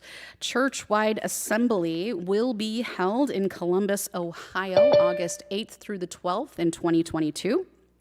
This is our 3-year gathering, and it is the highest authoritative body in the ELCA. So this is an important thing that we are asking these individuals to consider participating in. They, at this point in time, they are planning on having an in-person church-wide assembly. However, they will make a decision in early July as to whether or not they will continue in that direction or if they will shift it to an online platform based on numbers and the best thing that they can do for the church. So you will know by the end of July, if you are elected to one of these positions, you will know whether we will be traveling to Columbus or if we'll be figuring something else out.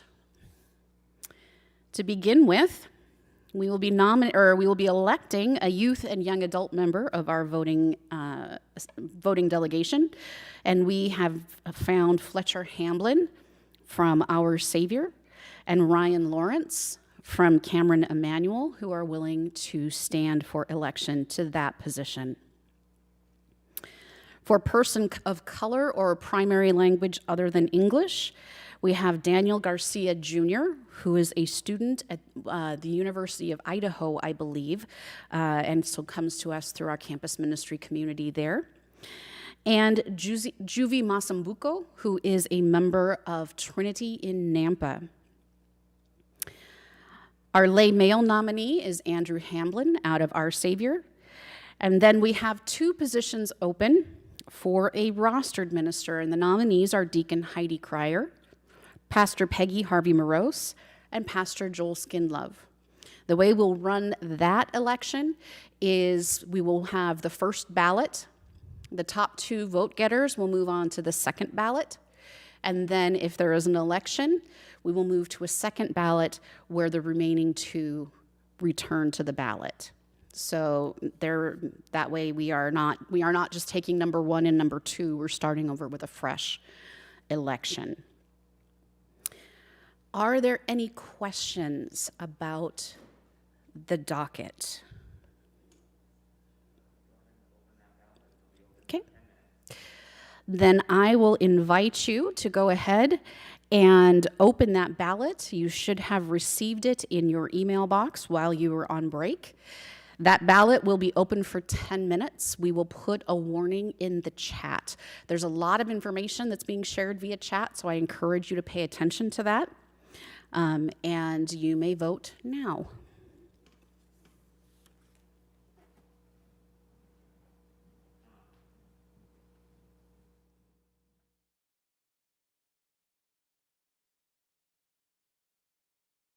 Yes, I know, but I'm voting.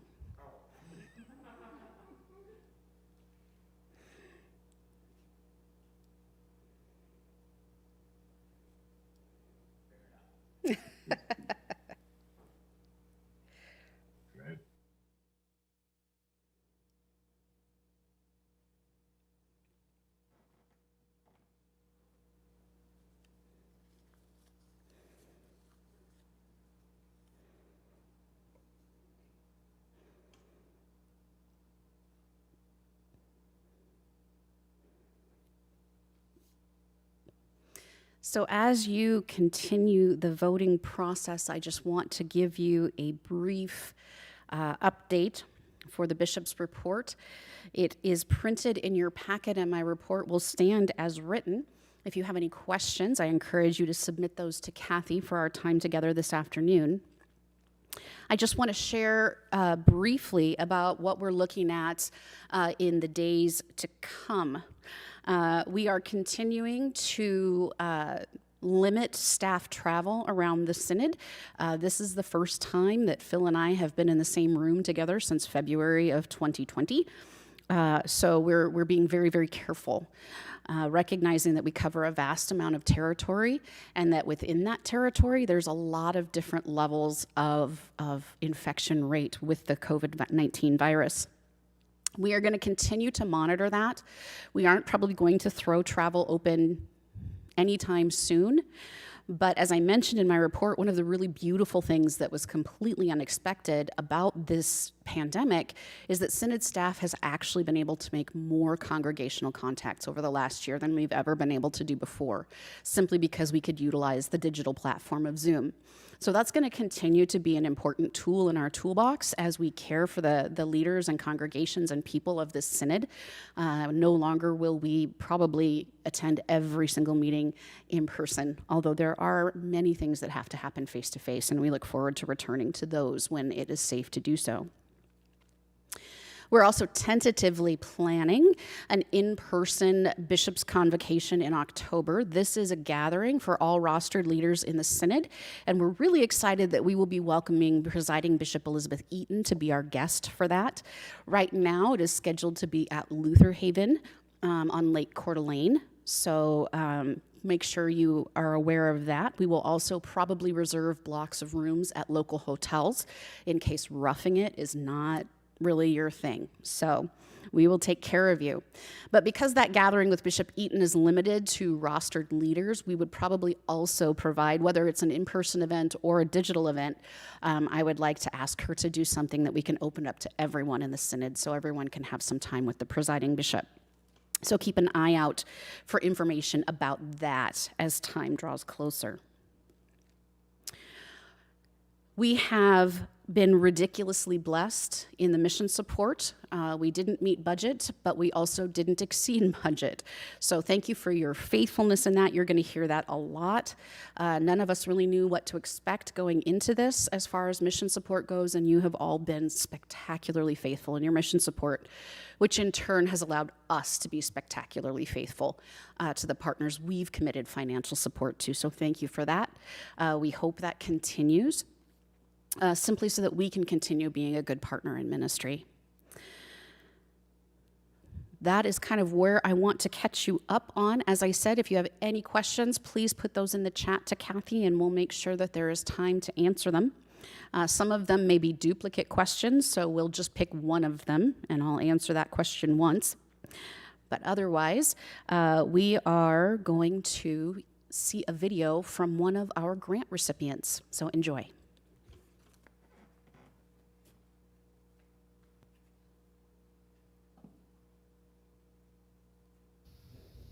Hello, this is Pastor Seth Rumage from St. Paul Lutheran Church in Chewelah, Washington. And as you can see, I am recording this on Palm Sunday.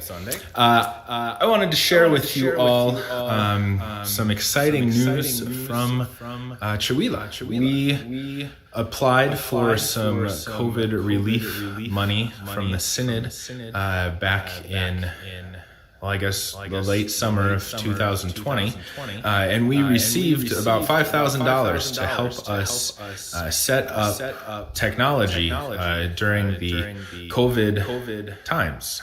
So what we did is we got a screen, TV, a large screen, and we have it hung there on the wall.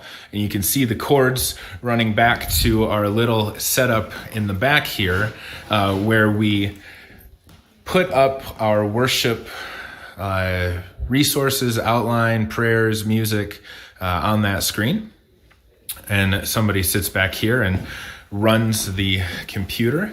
And then we also got a camcorder and some wires so that we can do some live streaming.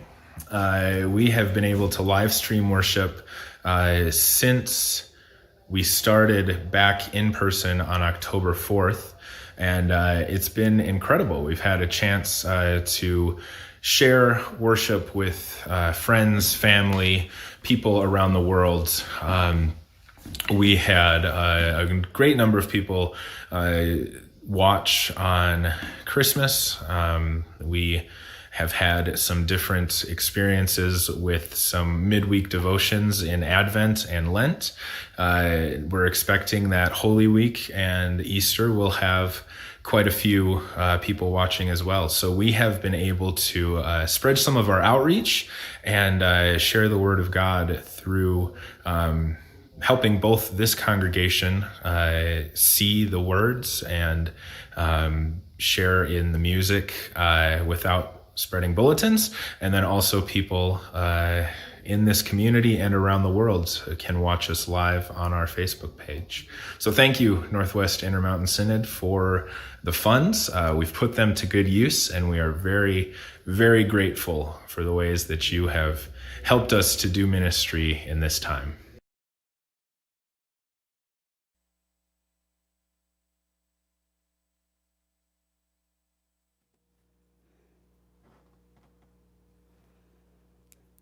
Thanks, Pastor Seth. We have about a minute left before the ballot closes. 2 minutes left before the ballot closes. So I apparently did not talk long enough when I was giving my verbal report, which, if any of you have been in a meeting with me, you know how rare it is that I don't talk enough. So one of the other pieces I wanted to lift up kind of piggybacks off of Judith's report.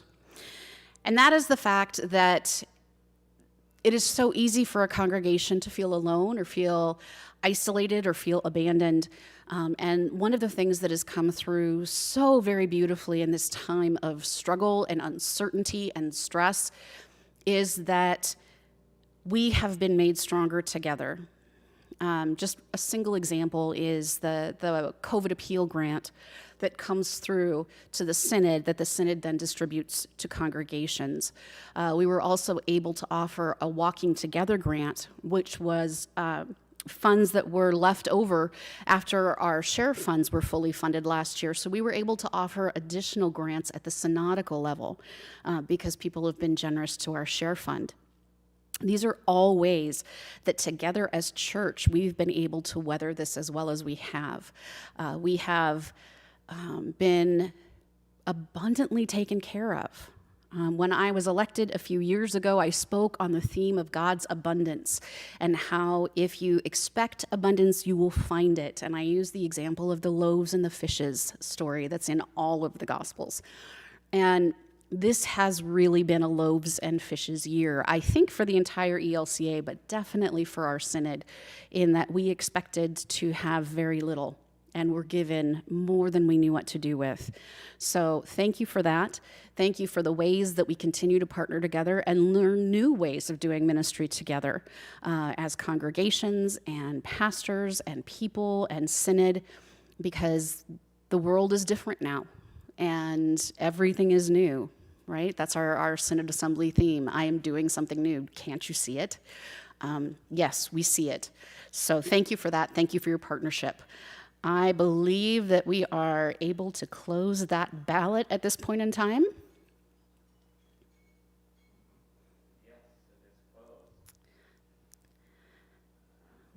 The ballot is closed.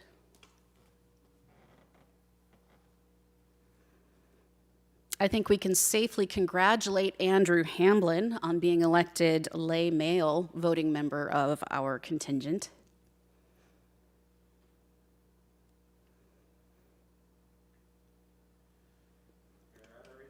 All right, Pastor Phil is bringing me the results.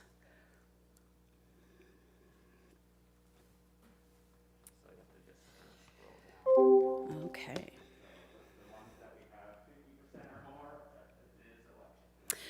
All right, so in the position of youth young adult, we do have an election.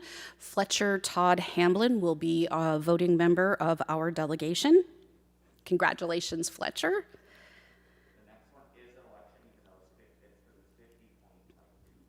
Okay. We have an election in the person of color or one whose primary language is other than English, and I would like to congratulate Juvi Masambuko, who has been elected to serve on our voting team.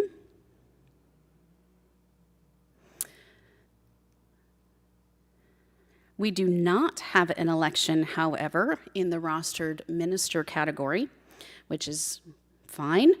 The lowest vote getter was Pastor Peggy Harvey Moreau, so she will drop off of this second ballot. We will move Deacon Heidi Cryer and Pastor Joel Skindlove to the next ballot. And is that ballot ready to go, Phil? We have a video that we'll do it, but you need to announce you and Felicity. Oh, Felicity and I were also elected, in case anybody was on the edge of their seat for that one. Congratulations, Felicity.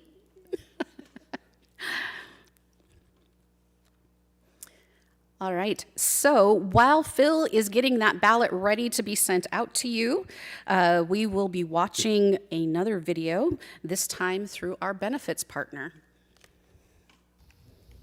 Hello. This is Pastor Seth Rummage from... My name is Andrea Ayre, and I'm your Portico Benefit Services Regional Representative. Some folks call me the West Coast Face. Those of you who know Portico will agree that we're not your typical benefit organization. As a ministry, we take a holistic approach, investing in the well-being of our members as one of the many ways that we manage costs. 2020 was uniquely challenging. We all experienced losses, and we're not done grieving them. But with the help and hope of Jesus, we are growing more resilient. The pandemic broke down walls of convention and forced us to explore new territory, from online worship to virtual vacation Bible school to creative ways of caring for one another.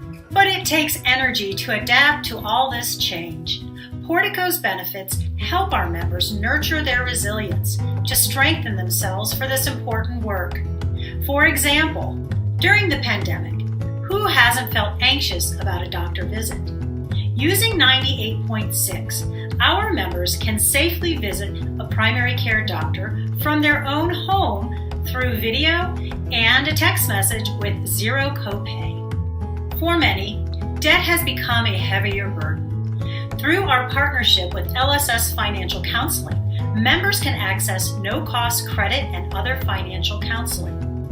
So many are struggling emotionally these days. Learn to Live, our new mental health program, helps members take a safe, confidential first step. Again, with no out-of-pocket costs. Resilient grows one step at a time. In closing, I'd like to share a short video from Portico's president, Reverend Jeff Tiemann. It just might change the way you think about your own resilience. If you're like most of us, you probably want to create some healthy habits in your life. The last year has been challenging, but I have a suggestion. Take one ridiculously small step toward your goal, something you can do in 5 minutes or less. Then keep taking that small step until it becomes a habit. When you're ready, build on it. The big idea is start small, ridiculously small. Take your time. Give yourself grace. I invite you to consider, what ridiculously small step are you ready to take now?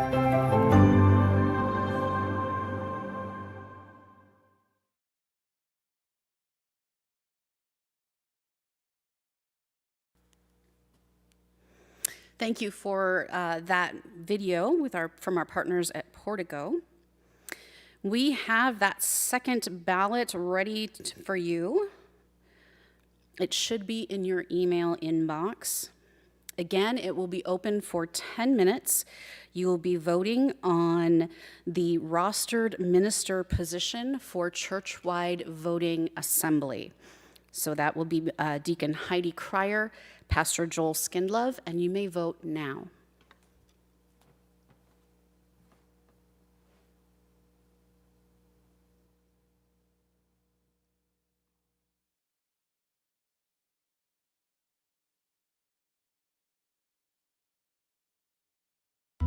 My name is Andrea. My name is Megan Manlove, and I serve as pastor of Trinity Lutheran Church. My name is Megan Manlove, and I serve as pastor of Trinity Lutheran Church in Nampa, Idaho. Trinity Lutheran has developed a relationship over the years with neighboring West Middle School. Just this past year, West became the site of Nampa School District's newest Family Community Resource Center. There are 5 of these FCRCs throughout the district. When we, the Northwest Intermountain Synod, received more COVID-19 appeal grant funds, Trinity Lutheran asked if we could apply on behalf of organizations who were already doing the work. The Synod staff said yes. When it came time for reporting, Family Community Resource Center Coordinator Mari Ramos shared these words. Families were already struggling every day to make ends meet, and now that we are in the middle of a pandemic, the struggles have increased. One particular family of 6 has really had a hard year. Early in the summer, Mom got really sick from COVID-19 working at her factory job. She eventually had to leave work with the exhaustion and the need to stay home with the kids. Dad works out at the prison, but with his salary, they are barely making ends meet. Rent was increased at the end of their lease, and if it wasn't for the help we gave with your grant, the kids would not have coats, gloves, and shoes that actually fit. We are working on a long-term solution with this family, but right now they need all the help they can get. Thank you so much for thinking of our families and our kids. We would not be able to help so many without the support of the community and you. She means you, the Lutherans, who are part of the Northwest Intermountain Synod, who support the Synod and Lutheran disaster response. Thank you.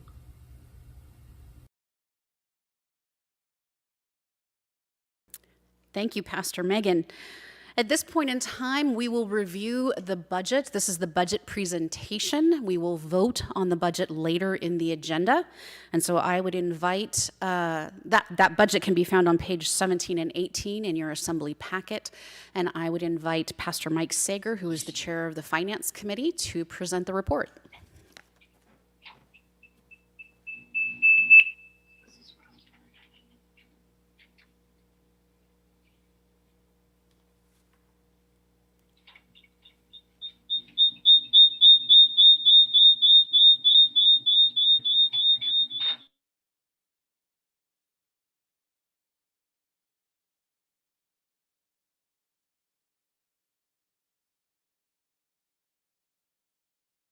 I can share, and also I have to get rid of my feedback. So welcome everyone, it's great to see you. My name is Mike Sager. I'm the pastor down here at Hope in Eagle, Idaho, and I am the chairperson of the financial committee for our Synod.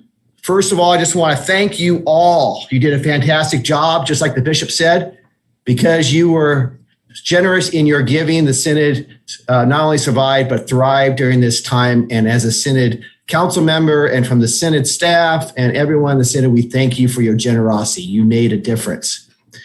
To be sure which item we're voting on, it's not the first column, it's not the second column, not even the third column. It is the 4th column that we're looking at today. So we are actually voting on the proposed budget for January 31, 2023. So that's the column you should be looking at. It's the furthest to the right. So this is the one that you're going to be voting on today. The way that this works is next year when the Synod Council and Exec Board meets, we look at how the actual compared to our budget and what we think that budget for the next year would look like, and we revise it. So if you see the second and the third column, there is a difference. And that is because your Synod Council, in their wisdom and looking at where things were, we re-advise the budget. So we will do that again next year. So the budget you made today. So today is our best guess, and we try to be realistic in our projections. So for the 2023 budget, we are proposing a 3% increase in our mission support. Just 3%. And we think we can do that based upon the projections of where things are this year. Our giving continues to be strong. few things I want to highlight before we actually look at the budget itself. We did receive a PPP loan this year, and it was forgiven. So that really helped out the synod. And I know many of the congregations also received one, and it was truly a blessing to congregations and to our synod because of that. Also because of that, the Region 1 office was able to give us 6 months free support this year. So that is why you see the Region 1 number so much less this year than proposed for 2023. It was because we only paid half of what we normally paid because they had excess resources that they then gave back to the synod. So that was, again, another blessing. We also were blessed this year by several congregations being generous into gifts that they were given, and in turn, they gifted the synod. We then in turn tithe our gifts to other synodical ministries. So the gift continues to grow and benefits more and more people. So thank you to those congregations who were given generous gifts and then continued that generosity to the synod and to our other partners in our synod. You will notice if you look on page, the second page of the budget, travel, as Bishop was talking about, has changed. Let me see. And we reduced travel a little bit. This past year, we had budgeted $30,000. This year, in 2023, we had budget $14,000. Because what we have learned is that Zoom allows us to do some meetings by Zoom and not by travel. But there are still going to be needs for traveling, like the bishop talked about. Right now, we're proposing half of what we had proposed the previous year. And again, this next January, when we meet as a synod council, we will look at that number to see if that is realistic or if we need to adjust that. Another thing that we did this year was looking at Kathy Seiner and her position. She wasn't being recognized for all the work that she does. If you've ever done anything with a synod, you know Kathy is foundational to the work that we do as a synod. So we recognized her that her title really should be executive administrator. And because that really is her title and that's her responsibility and role, we adjusted her salary to reflect that title and her responsibilities. She is a valuable asset to this synod, and we can't even begin to pay her enough. But we want to recognize her for really the work she does. So we increased her salary as well as her title. She is now executive administrator. So if you have a chance, congratulate Kathy. She does a fantastic job. And we are happy that we were able to do that and to recognize really the work and the blessing she is to this synod. I think look at my notes, see if there's anything else. That is basically the budget. You will notice the budget is pretty consistent from year to year. We are fully funding all our partners, and we continue to fund our partners at the level that we have in the previous years. We are trying to increase our giving to the national church.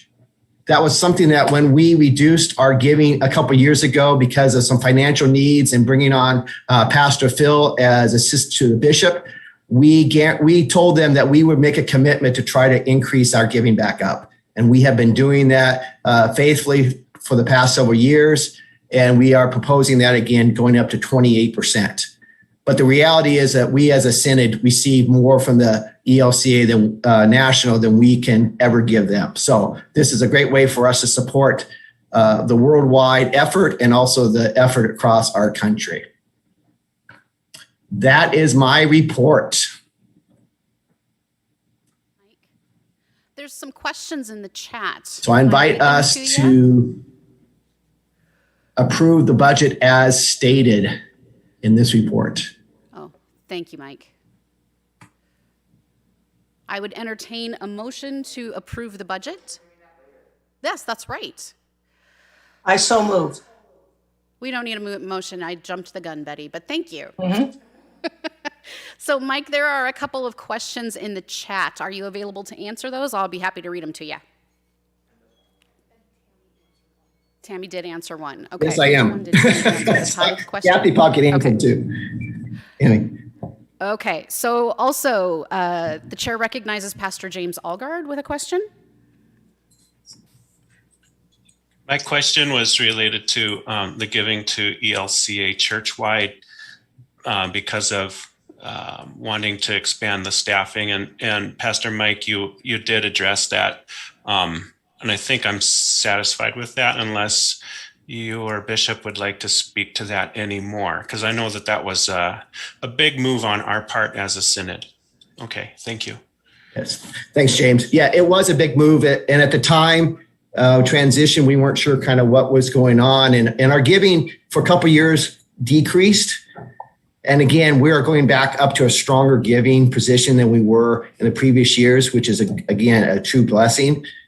But at the time, with consultation with Victoria Flood and the ELCA, it was determined the best use of our resources would be to try to lift up the synod and make it stronger so that in the future we could be a stronger partner to the national church. So we were in consultation with them. They were fully in agreement with us, but we did say that we would try to increase our giving back up to levels of previous years.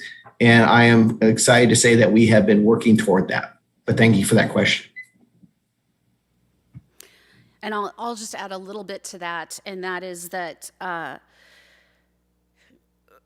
we have done that in full partnership with our church-wide partners, and they have been fully invested in helping us be a healthy and thriving synod, recognizing that healthy, thriving congregations lead to healthy, thriving synods, which leads to a healthy, thriving national body, because that's how we're made up. And so they are very supportive of this and have been excellent partners through it all. So that's kind of the plan. Our goal is to even exceed where we were when we first made the cut, as long as it doesn't negatively impact ministries within the synod. Are there other questions? Again, we will vote on the budget later in the agenda.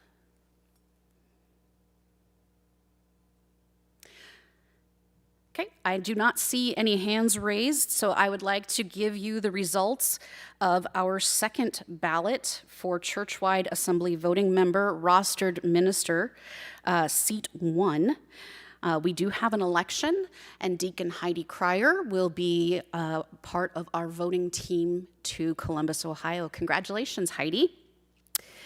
This means we'll move into ballot number 3. Pastor Peggy Harvey Morose and Pastor Joel Skindlove will be on that ballot. Is it ready to go, Phil? Yeah. And has it been sent?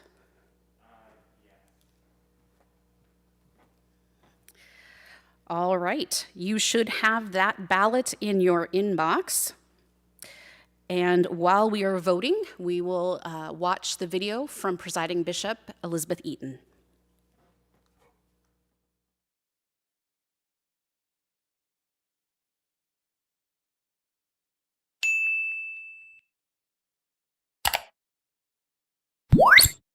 We've learned over the past year how resilient we are as church and as people of God. Since the pandemic started, we've experienced so much pain, loss, injustice, and uncertainty. It's also been a year of learning, listening, and trying new things, stepping out of our comfort zone and into a more virtual world. This church continues to persevere in so many ways. The churchwide organization continues to walk alongside all expressions and ministries of this church and our partners to provide resources, share.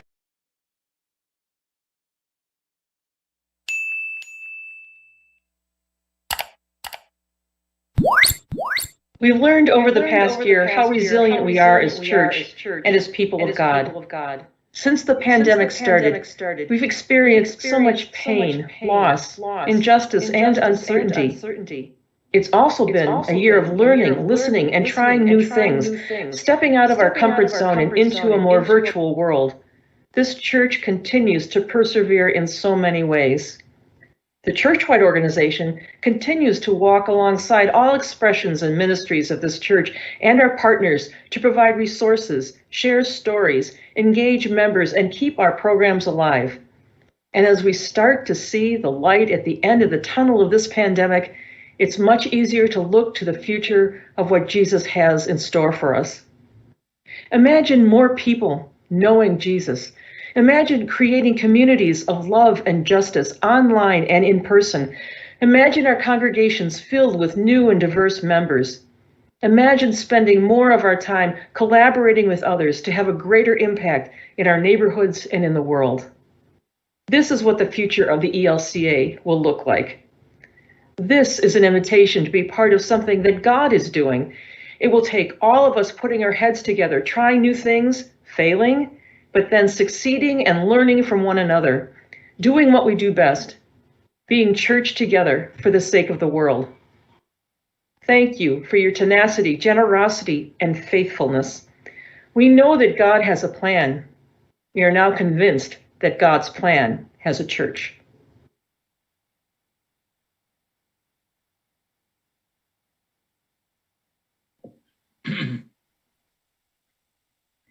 Hello from Luther Heights Bible Camp. My name is Kelly Probosky, and it is my honor to serve as the executive director.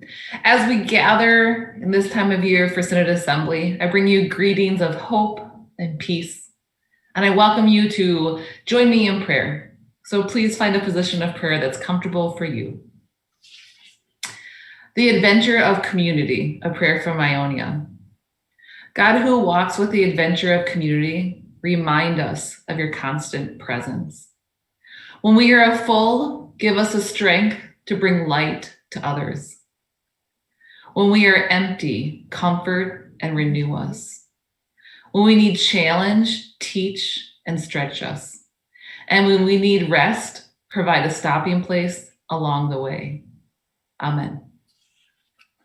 One of the great joys in serving in outdoor ministry is creating sacred spaces and holy places where people can gather, where people can encounter Christ in new ways and experience the joy of Christian community in ways that they never have. Whether it's a summer staff member, a youth camper, or an adult retreat participant, all have transformative experiences because of outdoor ministry. Luther Heights Bible Camp is located in the beautiful Sawtooth Mountains of Idaho, and it's our privilege to serve all ages. When I reflect upon this past year and the journey we've all been on, I am so thankful for this synod. I'm thankful for the partnerships of reaching out to new pastors that I've never met and asking for advice, for brainstorming, for thinking, could this pivot work in ministry? And just a listening ear. I am thankful for the synod staff when we are trying to figure out how to do a video Christmas worship, spend time with us to help us learn from what they've learned from technology. I'm thankful for Bishop Kristen and her willingness to provide a message when her plate was full, but she believes in outdoor ministry and was willing to support us. I'm thankful for our many donors, for our campers who continue to hope for the future. As we sit here currently in the spring of 2021, we are moving forward with plans to open and gather. Yes, we have COVID practices and protocols and all sorts of things we're doing to ensure that we can mitigate the risk and welcome people safely. And we continue to live into our call and move forward with plans to welcome people and create spaces intentionally to allow people to gather. I invite you to reach out to me should you have any questions, to look at our website or follow us on social media, whether it's coming to camp for a transformative experience or joining us in other platforms like Camp in a Box or some of our social media worships and messages. We invite you to join us in continuing the journey to letting God be part of our lives and community as well. And so to you, this beautiful synod who supported this ministry, I thank you. And I invite you to end with prayer. And please know we are holding you in prayer as well. This prayer comes from a synod in Minnesota and one that I have found very helpful in the months we have lived through and will continue to live through. Breathe and feel the Spirit filling your whole body. Breathe and give thanks. It is a wild gift every single time. Breathe and acknowledge that the grief of your plans changing and the fear of uncertain things looming is too large to bear alone. Breathe and consider how well Christ knows, how fiercely God cares. Breathe and lift up your neighbor. Breathe and believe we are in this together, and the next right thing is enough. But first remember, breathe. Blessings to you from Luther Heights Bible Camp. See you on the journey.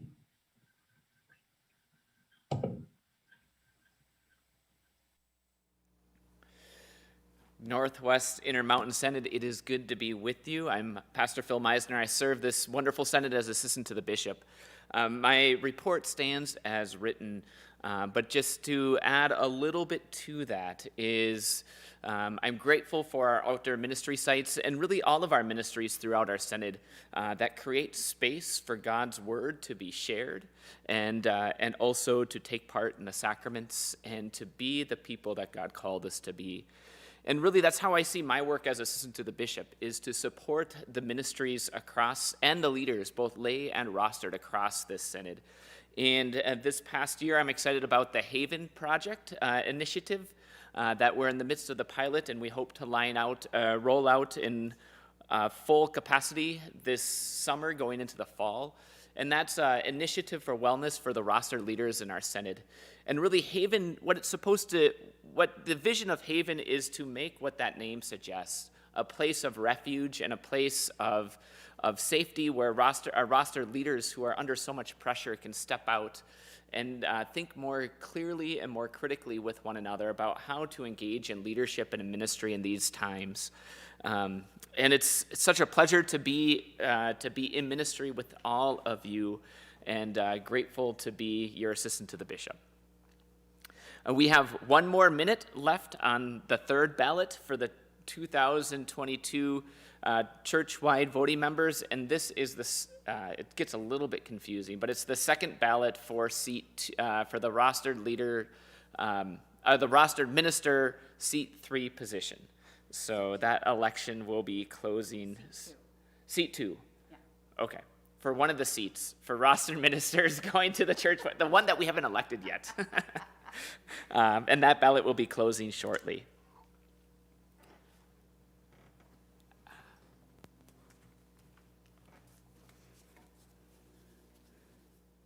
Thank you, Phil. Just a further note on the Haven program. There is nothing like this happening in all of the ELCA, and so we have a lot of people who are really engaged in watching how this improves the emotional health and the resiliency of our rostered leaders who participate. We have partners from Churchwide who are supporting it. We have people from other synods who are supporting it as coaches. We have people supporting it from within the synod. So it's a really unique program, and one that we may end up being able to take to the rest of the church in really, really good ways, because it's really hard to have a healthy congregation or ministry when your leaders are exhausted. So this is one way we found that we can step in and help them out. How are we doing on those election results? We are almost ready. So, hold on a second. That ballot is now closed. Okay, the ballot is now closed. And I'll just announce the results to you. Okay. We have Joel Skinlove has been elected to the church-wide voting member. Excellent. We have an election. Pastor Joel Skindlove has been elected to the second position for rostered voting member of the Churchwide Assembly.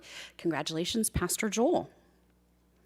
This concludes our voting for the Churchwide Assembly in 2022. Thank you to everyone who stood for election. Thank you for your willingness to put your name out there. And we look forward to continuing ministry with you in other ways. At this point in time, we are going to move into discussion and conversation around the Care of Creation Memorial that has been brought before us. I invite Ruth Ann Sutton from our Reference and Council meeting to address the Assembly.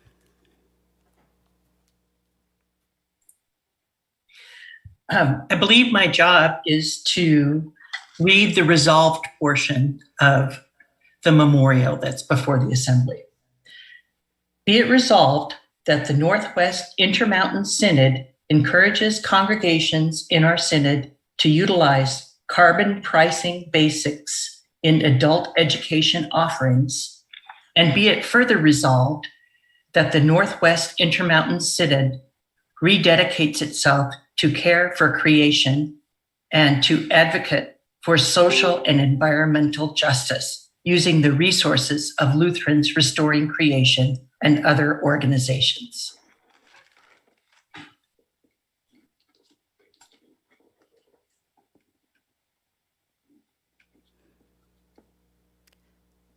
Thank you, Ruth Ann. So the memorial is before you. It can be found on pages 19, 20, and 21 in your assembly packet. We will be working with the two resolved sections as an assembly. Do I need to have a motion to accept it, or is it accepted because it's coming from council? Okay. Yes, we do not need a motion because this has been forwarded to us by the Synod Council. So we will open discussion at this point in time with Dr. Barbara Rossing speaking to the memorial. Dr. Rossing?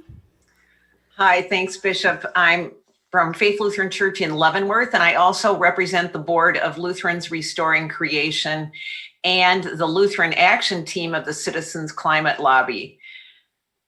Choose life. That's what Archbishop Desmond Tutu preached at a conference I was at in Norway, urging churches to step up to help heal the climate crisis. Drawing on Moses' speech in the book of Deuteronomy, I have set before you today life and death, therefore choose life.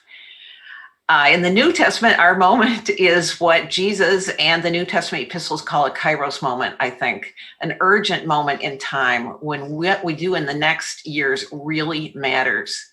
We must choose life. In the earlier video from Luther Seminary, you heard a scientist, Katharine Hayhoe. She's great. I didn't know she was going to be on there. She's a top climate scientist, also an evangelical Christian, founder of Science Moms Fighting the Climate Change. And here's her quote, what she said, quote, "We care about climate change because God has made us responsible for every living thing on this planet." So scientists like Hayhoe tell us we can make a speedy transition to renewable energy. All the technology is there. We can do it. It'll provide jobs, but we need to advocate for carbon pricing. And that's the Energy Innovation and Dividend Act that the whereases talk about. Because the problem is that as long as fossil fuel burning is free of any price as far as climate consequences, then our market signals are false because it doesn't represent the true costs of carbon pollution, namely terrible costs such as more wildfires, the wildfire in Malden, for example, floods, deaths from heat stroke in the US and around the world, more intense hurricanes in Central America, malaria deaths in Tanzania, our companion synod, more hunger deaths worldwide. These are the costs of fossil fuel burning, and they need to be reflected in the price. Churches around the world are asking us to lead, to be part of a big movement, the Lutheran World Federation, other churches. And locally, I believe this Kairos moment can really be a moment for amazing mission here in our synod. At our congregation, Faith Lutheran in Leavenworth. When Dr. Rossing, you have a minute left. Okay, thanks. When we put 96 solar panels on the middle school, a new family joined. They said, we want to be part of the church that has the solar panels. And young people are saying this. They want to be a part of a church that takes seriously God's call for justice and care of creation. So carbon pricing that's laid out in this resolution is one tool. It's a bipartisan tool supported by many Republicans as well as Democrats. It's only one tool, but I encourage you to use it, and also to use the resources of Lutherans Restoring Creation, this worship service we have that has a sermon by Bishop Eaton, wonderful sermon, Vacation Bible School resources from the ELCA Hunger Program, Lutherans Restoring Creation resources. I think God is calling us to step up in this important moment, and I urge you to support this memorial. Thank you. Thank you, Dr. Rossing. At this point in time, we will enter into discussion on this memorial. We will be speaking and alternating in favor and against. We do have about 20 minutes left in this conversation. Whoops. Sorry about that. We do have about 20 minutes left in this conversation, and so we will begin by recognizing our first speaker, Mr. Mark Nolte. Are you speaking for or against the memorial? I'm going to speak in opposition to the memorial. Okay. Bishop Kirsten and Bishop and fellow Synod members, I speak in opposition to Memorial One. My background consists of 33 years in the commercial nuclear power industry. I retired from Energy Northwest Columbia Generating Station in Richland, Washington, as a control room supervisor. I'm not a stranger to the science or to economics. I continue to be amazed at how the climate change rhetoric itself has truly become a religion unto itself. In 1972, President Nixon signed into law the Clean Air and Water Act. It was very bipartisan legislation and enjoyed overwhelming support in the country. Because of this, America has some of the cleanest water and air in the world. When America was faced with a real issue that was obvious and common sense, we acted. But now we come to climate change, a political movement that by all evidence points only to suspect data, sensational weather stories, and heart-throbbing stories of polar bears looking for ice. Models are created to achieve results satisfactory to a political objective. In this argument, there is no consensus of opinion, nor is there any bipartisanship.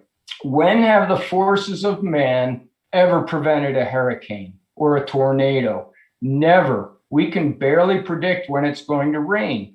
To assume we know that man is causing the Earth's climate to change and that we have the power to do something about it by eliminating petroleum products is preposterous. It just doesn't pass the common sense test. One large forest fire skews the entire analysis. Time is very short, the memorial says. Time is always short.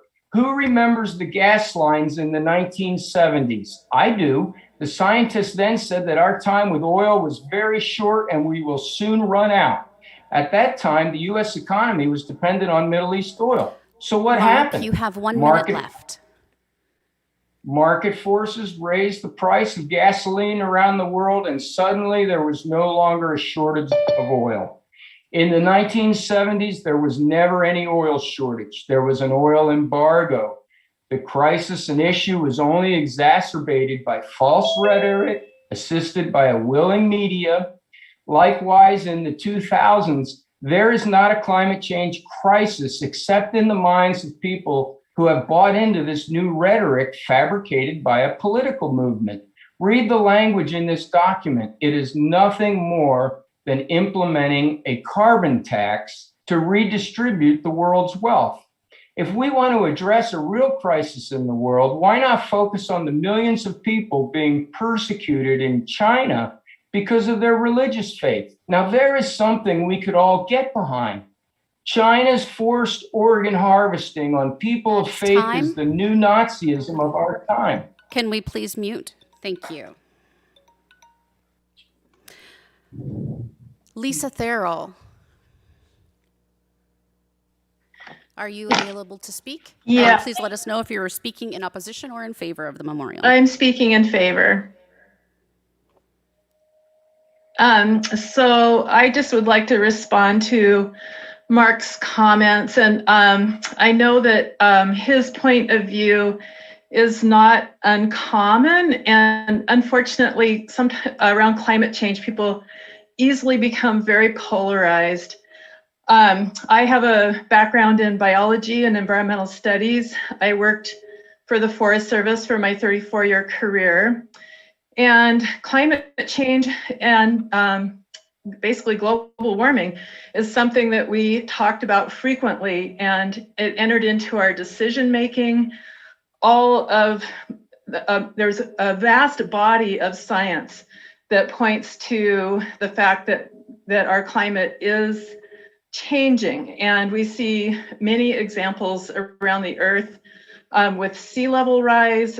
There's Shishmaref is a village in Alaska that is on a little spit of land where the whole village has to be moved inland because it's about to be subsumed by seawaters.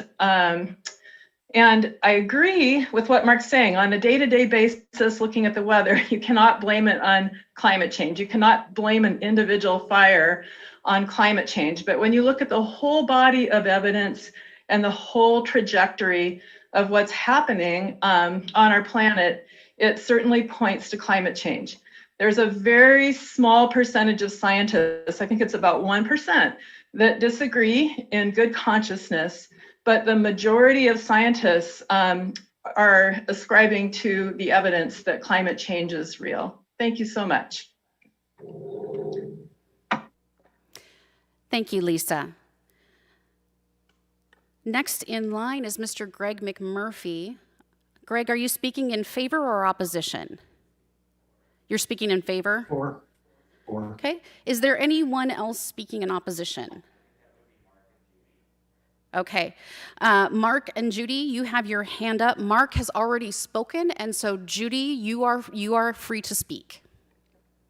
Thank you. If you are speaking against. Yes, I am speaking. Okay. All right. My name is Judy Cyrus. I am speaking in opposition. I'm a member of Christ the King Lutheran Church in Golden, Washington.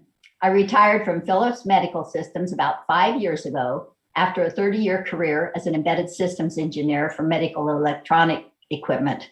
I have a master's of science degree in computer science and have a bent toward the sciences and math. In addition, my late husband was a 30-year career employee for the Forest Service. So I think I'm pretty smart, but I'm struggling to figure out why we are talking about a carbon tax in a church assembly. Aren't taxes a government thing?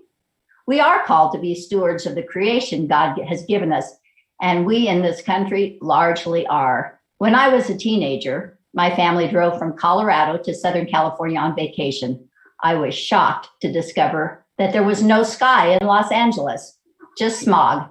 2 years ago, I was in LA and discovered that the sky has been found. Indeed, according to the EPA, from 1970 to 2018, the combined emissions of pollutants in our country dropped by 74%, while the US economy grew by 275%.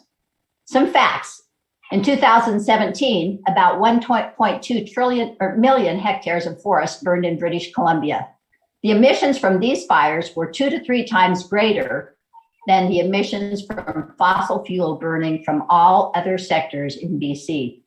In 2018, wildfires in California released the rough equivalent of about 68 million tons of carbon dioxide, about the same amount of carbon emissions produced in an entire year to provide electricity to the state. Again in California, in 2020, by September, sorry, my cat just jumped on my computer and moved my cursor. They'll do that. Okay, anyway, by September, forest fires had already generated more than 91 million metric tons of carbon dioxide, which is about 25% more than the state's entire annual emissions from fossil fuels. But the impacts of the atmosphere are even greater because the many trees killed by fires will decompose over the next decades, releasing even more carbon dioxide into the atmosphere. Also, trees killed by fires will not be removing carbon dioxide from the atmosphere as living trees would. Therefore, the combined impact on the greenhouse gas emissions balance is larger than just the direct emissions. I could go on and on with these facts, but the point is that this country has made great strides in our efforts to reduce human impact on the climate, but we're going backwards in managing our forests. Judy, if you want you to have talk about about 10 stewardship seconds of left. God's I creation, apologize. let's talk about that instead of a tax. Even better, as a church body, let's use our time to address our true responsibility to God. That is the time, spiritual Judy. well-being. Thank you. Almost made it. All right. Greg McMurphy withdrew, and I understand that Pastor Gina Herman has a point of clarification. Pastor Gina, please go ahead and address the assembly. Hi, good afternoon, everybody. So my point of clarification is that the first resolution asks and encourages congregations to utilize carbon pricing basics in adult education offerings. And I was wondering if someone could clarify exactly what that means for us as individual congregations, just lifting up more conversation around the care of creation in adult education, faith formation forums, or talking about what this means for us as a church community. So that's really my only point of clarification, is what exactly does that mean practically for us as congregations?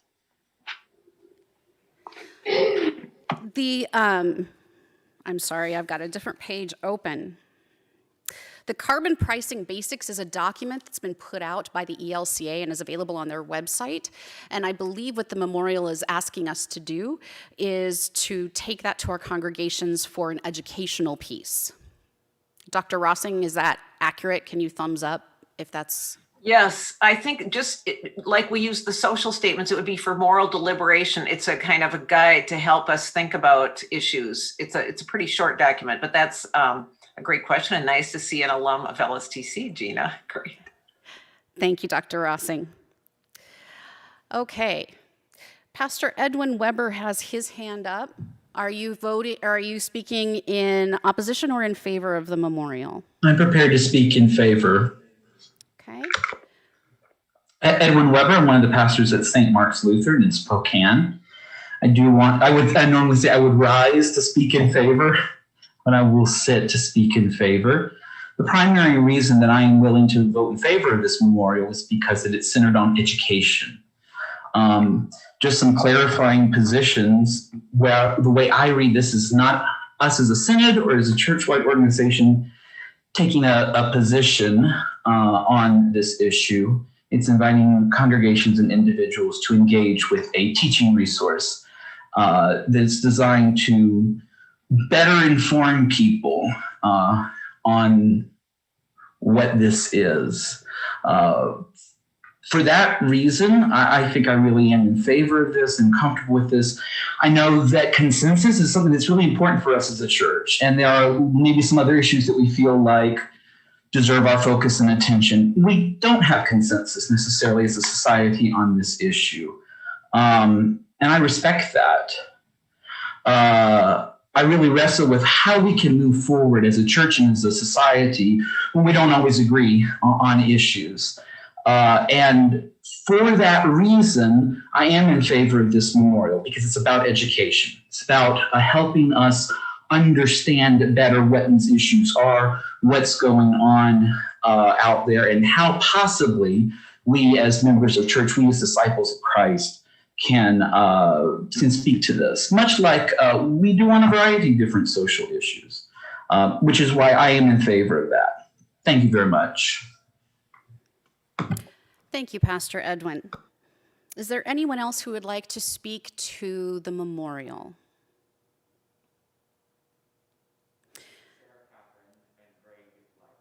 Okay. Sarah, Cochran, and Greg. I can't see Greg's last name on my screen. Are you speaking in favor or opposition to the memorial? You're muted. We can't hear you.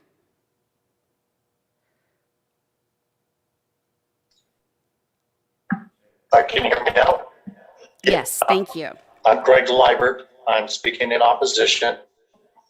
My history is I'm a retired Coast Guard. I'm a helicopter pilot. I worked in Antarctica 16 seasons. I've worked with climatologists from all sides of the issue. I disagree with the 1% that are against it. I found 2 out of 3 down there were against human having a huge effect on the climate.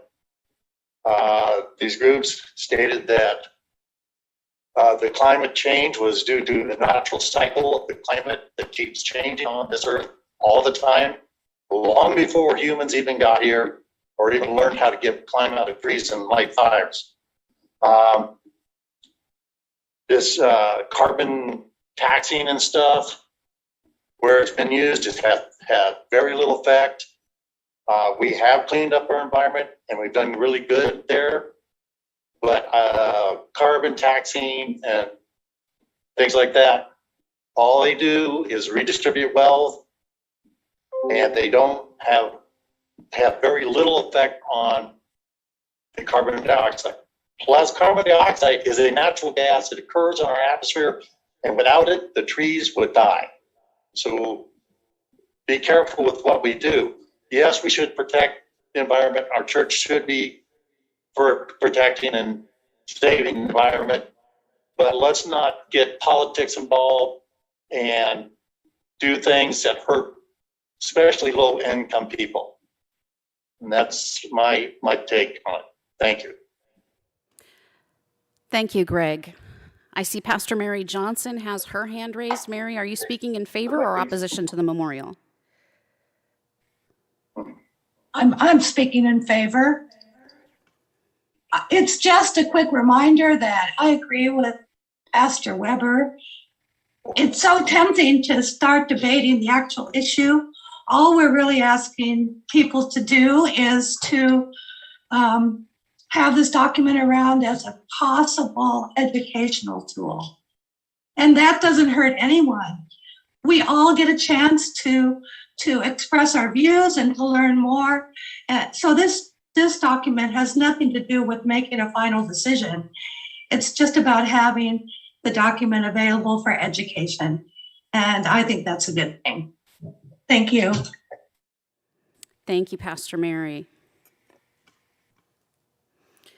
Is there further speaking to the memorial? Deborah Hart, I see your hand is raised. Are you speaking in favor or opposition to the memorial? Point of information, please. Excellent. Last Saturday at our Synod Council meeting, the discussion was made on this item and no one spoke against it that time, but those that were speaking in favor talked specifically about legislation and lobbying on behalf of legislation for carbon tax. I'd like an explanation of that, please, and where the ELCA stands. Okay. Dr. Rossing, you were the person who presented to Synod Council. Would you like to answer that question? Yes, that's, we had to split this into two. So this is the memorial that goes to the Synod Assembly, and that was a resolution that went to the Synod Council advocating for a Carbon Innovation and Dividend Act, so or something similar. So that is a specific request to the ELCA. The ELCA doesn't currently support it, but we're requesting, and the Synod requested that they do. And just to say, all the money from that model of a carbon fee would be rebated, especially to low-income people. So it addresses that. The government wouldn't keep any of the money, but it's a tool. So the Synod Council passed a slightly different version of this, but it included, I think it's in, lines 32 through 34.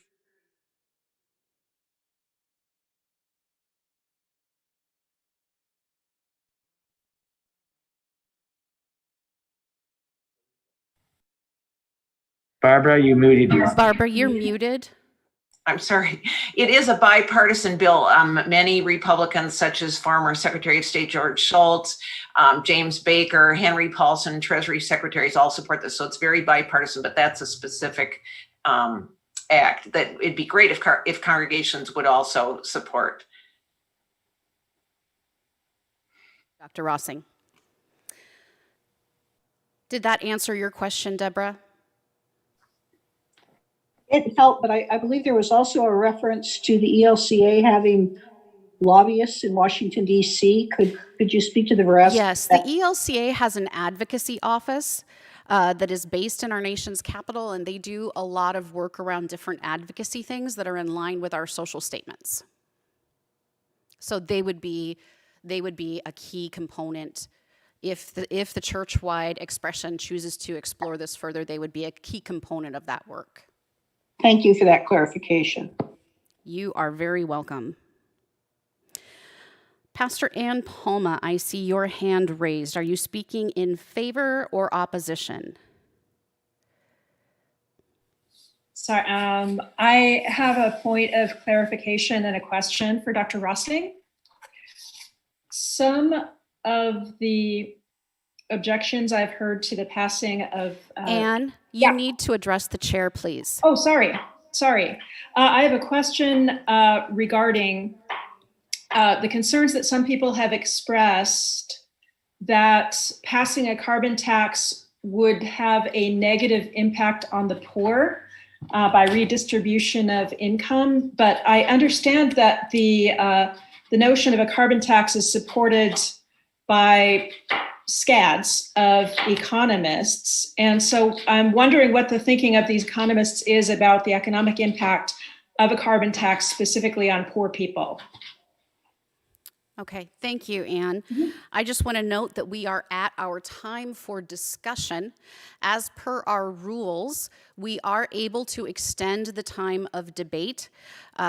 What I would recommend is if we do choose to extend the time of debate on this memorial, we would do that right now, but then move into our lunch break and return to the item at hand rather than pressing through. I am aware that some of our Mountain Time Zone folks are probably getting real hungry. So is there a motion to extend the time of discussion? I move to time of discussion. It's been moved. Is there a second? Second. It's been moved and seconded. If you are in favor, oh, thank you. Is there discussion? No. We are not allowed to have discussion on this, right? Okay. All right. So if you are in favor of extending the time of discussion, please raise your white pages of paper and keep them raised until you are instructed to put them down.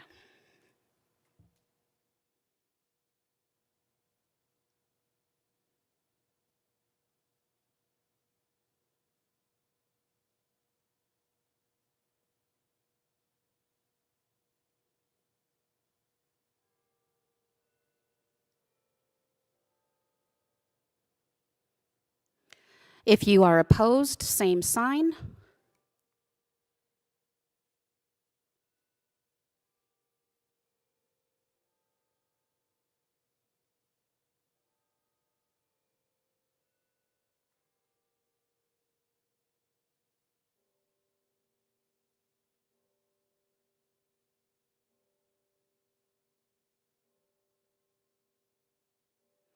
It looks like the Assembly has voted to extend our time of discussion on this memorial. What we will do now is adjourn for our lunch break. We'll resume with another 25-minute clock after lunch. What I would ask you to do is please do not log out of the Zoom meeting for your lunch break. Simply mute yourself and turn off your camera. That way we're able to start our business session following lunch immediately without letting hundreds of people back into the Zoom. So thank you very much for your attention this morning, and we will see you at 1 o'clock Pacific, 2 o'clock Mountain. Thanks very much.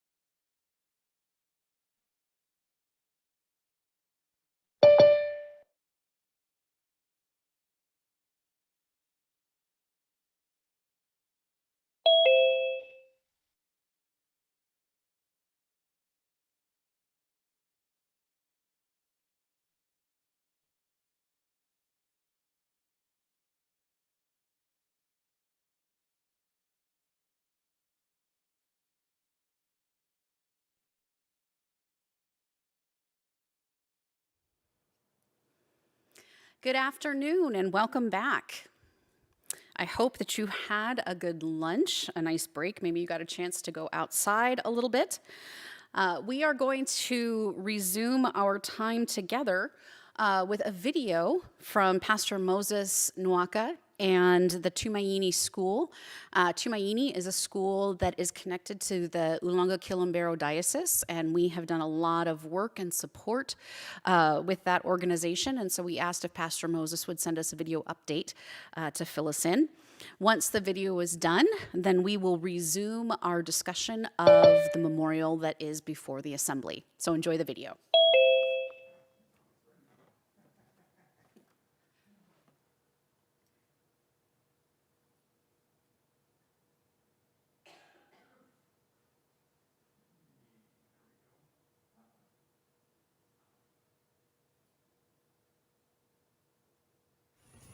Mother Teresa said, being unwanted, unloved, uncared for, forgotten by everybody. I think that's a much greater hunger, a much greater poverty.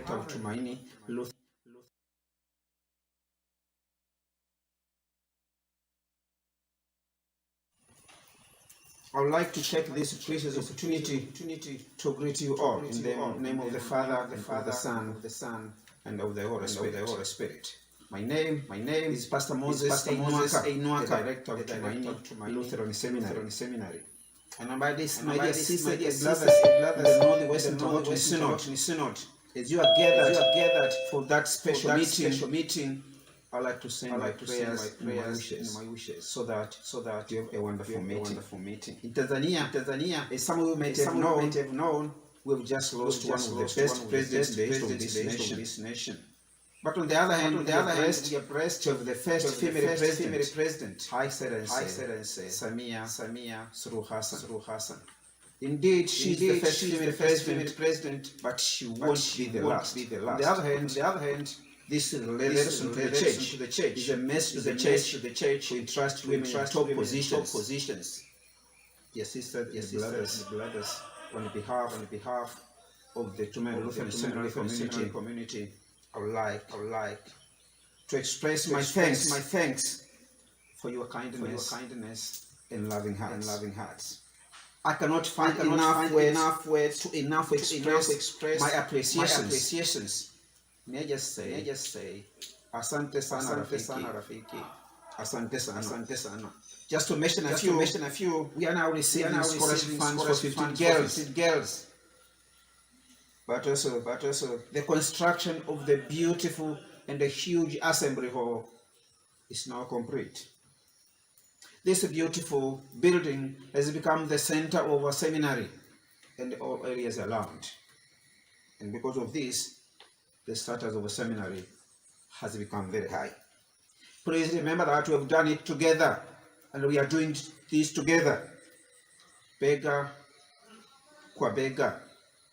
The Northwest Intermountain Synod and the Ulanga-Kilombero Diocese, the UKD, are one, and they will always be one. I wish you a wonderful meeting. Asante sana. Asante sana.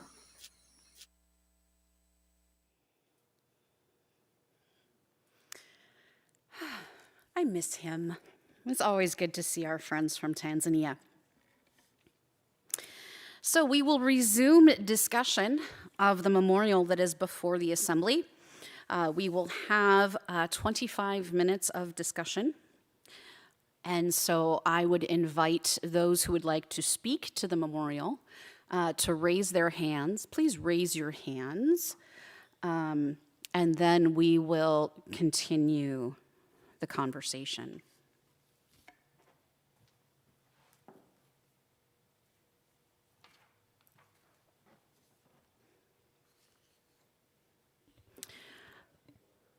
Okay, I see Rick and Barb. I only see partial names, so I'm sorry. Are you speaking in favor or in opposition to the memorial? It's Rick Rodden. I'm with Central Lutheran Church in Yakima, Washington. And I would like to speak in opposition to the memorial. My experience, I have a degree in chemistry, and I worked as an agronomist. I also have probably 15 years experience working with modeling, climate models. Most recently working on the Acme Indian Nation. While I don't think there's disagreement or much disagreement that there is global warming, that there is an issue with climate change, I think what's become the bigger issue is how best to deal with it. And my fear with this memorial, even though it's been stated that that's not the intent of it, is that somehow it will be used to give credibility or credence to the idea that we support a particular position. And that's my biggest fear, because I don't believe that there is a consensus within the scientific community on how best to deal with it. I know, excuse me, a lot of people have said that the science is decided on it. I think any good research scientist worth their salt knows that that's not the case, because the science is never settled on anything. It's always a work in progress, and that a lot of the climate models that were used to make the determinations for how best to approach dealing with it, I think have been flawed because of their design and flawed because of the political and financial pressures that have been applied to the agencies and to the scientists that are involved. So the one thing that I don't want to have happen is, through maybe naivete on our part, getting involved in something that's become very much a political issue. And I understand the importance of education, and I completely agree with that, but I would not want our support through the Synod to come across or be construed in any way as supporting a particular position one way or the other. So that would be my concern then, and why I would be in opposition then to this particular memorial. Thank you. Thank you, Rick. Pastor Ann Palma, you have your hand up. Is this your question from before the break? It is my question from before the break, Madam Chair. I think I'm. Could you restate it, please? I will state it a little bit more clearly. I have some credentials as a scientist and a theologian with advanced degrees in both areas, not a climate scientist by any means. I am strongly in favor of the resolution and all activity aimed at care of creation. One thing I am not is an economist, and the intent of this memorial has a lot of economic discussion in it. Some people have spoken in opposition to this memorial, saying that a carbon tax is nothing more than a redistribution of wealth. The way I read it, perhaps that's the case, but if it is a redistribution aimed at reducing. Dr. Ann, you're muted. We lost you on we lost you on redistribution. Okay, if an outcome of a carbon tax were redistribution of wealth towards reducing income inequality and helping the poorest among us, I would be in favor of that too. Now, others who have spoken against the resolution say that it may have undue negative impact on the poor.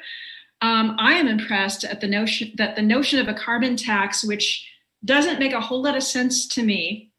We tax ourselves and we give the money back to ourselves. But I'm impressed that it has bipartisan support in Congress, which is pretty frankly amazing these days. And that, as the memorial itself says, more than 3,500 USA economists, including 28 Nobel laureates, 4 former chairs of the Federal Reserve, all agree that this is a good idea. So as a person who is not an economist, I give a lot of credence to that. So my question would be for Dr. Rossing or whoever else might speak to this, to please confirm that the intent of this memorial has no intention of harming the poor, and in fact may have a benefit of helping the poor. Thank you, Pastor Ann. Dr. Rossing, I'd invite you to address that, or any of the other authors of the memorial could do so. Sure, I'm happy to. Part of it is we had a hearing on April 10th for an hour where we had extensive presentations by the Citizens Climate Lobby experts who know more than I do, Professor Jim Martin Schramm. But definitely this particular version of the bill helps poor people because the money is rebated back to people in the form of a check like our stimulus checks that we've been getting. So, and the analysis shows that by far the most money goes to the poorest people. So with this particular bill that is that you referenced, Anna Palma, this is definitely tilted towards the poor, not against. Thank you, Dr. If Rossi. I could say, I hope the hearing is available because that was a full hour on April 10th with expert testimony. Thank you for that, Dr. Rossing. I did have a note on that on my agenda, and I forgot to announce that, so thank you for the reminder.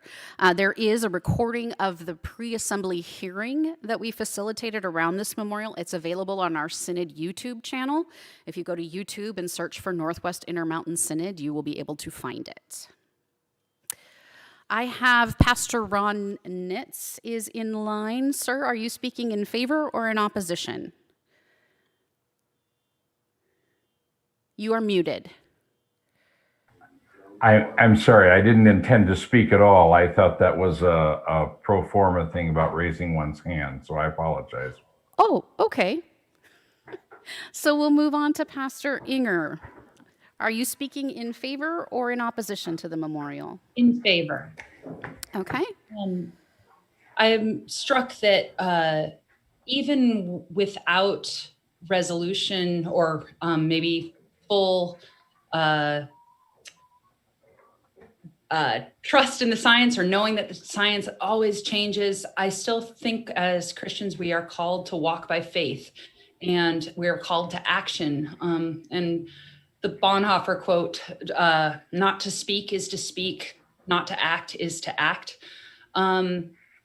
So I don't think this is I'm just aware that it's not a choice between neutrality or exploring more and paying attention to what is going on. And so I was struck by those things and also moved by that the wealth redistribution would benefit the poor. Makes a difference to me. As a former Alaskan used to permanent fund dividend checks, that is always an interesting model, but I think it can work and make a difference in communities. Thank you, Pastor Inger. Andy Hamblin is next. Andy, are you speaking in favor or opposition to the memorial? Speaking in opposition to the memorial. Continue. So regardless of one's position on the science of climate change, and I personally believe climate change is a real thing and support the science, if the memorial is really just about encouraging congregations to consider using the Carbon Pricing Basics document as an adult education resource, which it's been indicated that we can use at our own discretion in our congregations, then the memorial resolution seems unnecessary, as the Synod could simply send out this document without the resolution and congregations could use it as they please. So I'd encourage us to vote against the resolution, as essentially it's not needed in order to distribute a piece of educational material. If, on the other hand, the memorial is supported because it is about carbon taxes, or it's explained in further comments to actually be a resolution to have us take a particular position on supporting carbon taxes and this particular approach, then I'd encourage us to vote against it as the memorial, because I feel these taxes inevitably become regressive and are harmful in spite of their intent. And I think that's, from my position, a comment on our system and not particularly on whether or not the intent of the memorial is correct. So on either count, I would encourage us to vote against the memorial. Thank you, Andy. Mark and Judy, you are next in line, but I'm going to hazard a guess that you are speaking in opposition to the memorial. So I need to move to someone who is speaking in favor of the memorial, and then you will speak next. Correll and Wayne, are you speaking in favor or opposition to the memorial? You're muted.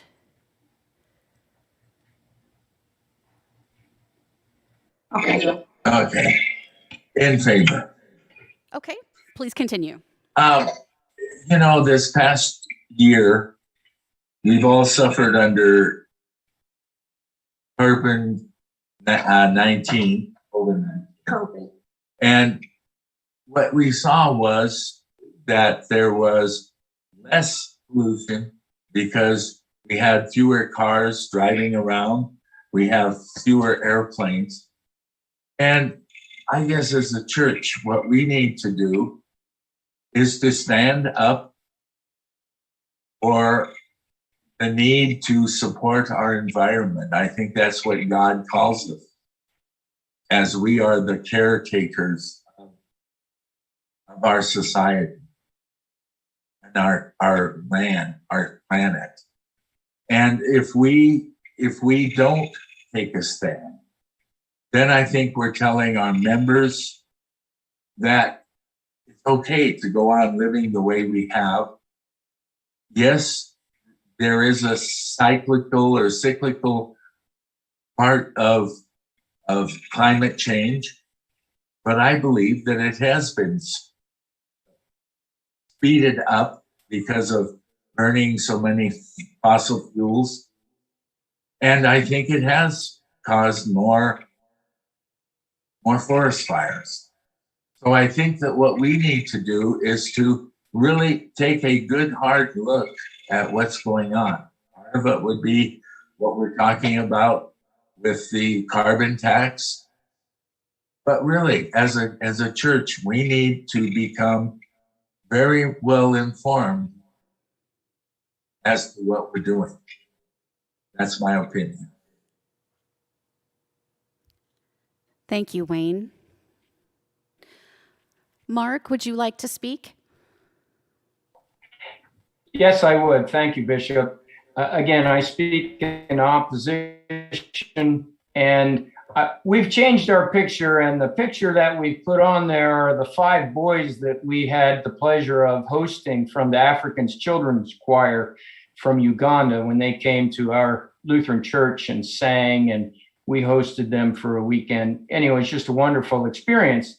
But when we talk about who's going to get hurt from this, it's people like this that are going to get hurt, because before they left, we took the boys out to the barn, and I had a log splitter out there, and had been splitting some firewood from a tree that we cut down, and boy, I fired that log splitter up, and I started splitting those big logs, and you should have seen the eyes of those young men. They lit up like $50. They couldn't hardly believe that, because you know how they split their wood. They split their wood with a hatchet. And this is who we're going to hurt, because they're developing countries. We're a developed country, and we use fossil fuels, petroleum, whatever you want to call it. That's what we use to develop. Well, if you're going to make fossil fuels or petroleum products the pariah of the world, this is who you're going to hurt, because they're striving to become developed countries, and there's nothing's going to give you the BTUs of energy that a gallon of gasoline is going to do. And this is who you're going to hurt when you tax everybody on their use of fossil fuel. So that's just my viewpoint on that. Thank you. Thank you, Mark. Next in line to speak is Deborah Hart. Deborah, are you speaking in favor or opposition to the memorial? I'm actually speaking in opposition. Okay, then I would ask you to hold your place in line. Pastor Seth Rummage, are you in favor or opposed to the memorial? Generally in favor. Okay, please continue. I would just like to start off by saying using racial tokenism in an argument about climate change is really disturbing to me, and that was very disappointing to hear from Mark. The point that I want to make is a point that was made, and I forget the gentleman who spoke. But part of why we have these conversations as a Synod assembly is because when the Synod assembly speaks, it gives some weight to what has been spoken about. So yes, the Synod could simply send out a mass email with a link to a resource and say, here is this resource, use it as you wish. That doesn't hold the same weight as the fact that there are, at this moment, 164 people in this conversation right now who have an opportunity to take from it what they will. So there are people who are hearing this conversation who are feeling convicted, saying, yes, I need to use this resource. I need to introduce it to my congregation. And then there are people who are saying, you know what, I'm not interested in that. And that's absolutely their decision, and that's fine too. But by having this conversation together, we're giving it some weight. We're giving it the opportunity to get into the minds, get into the hearts, get into the souls of people who are here. And then again, the hope is that they will use that, take it to their congregations, say, this is the conversation we had at Synod Assembly. Let's keep having this conversation here.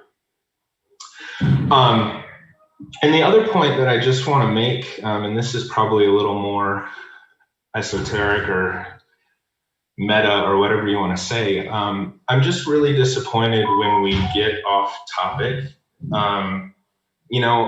Let's not appeal to things that don't have to do with this conversation.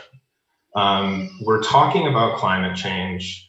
We're talking about how we respond to it. Let's not distract and digress from that. We only have so much time. We only have, You have 30 seconds, Pastor Rummage. Speaking of only having so much time, that let's just stay on topic and let's talk about what's actually going on here. And in my opinion, what is actually going on is we're discussing whether we want to keep having these conversations as a church. And to people who say politics shouldn't be a part of church, I wholeheartedly disagree with that. And I think that we need to talk about how we live together. We don't have to come as Democrats or Republicans or whatever. We come as the people of God to talk about what God has tasked us to do. And God told us in Genesis that we are to take care of the earth. I take that very seriously. Thank you. Deborah Hart, just to confirm, you're speaking in opposition to the memorial? That is correct. Please continue.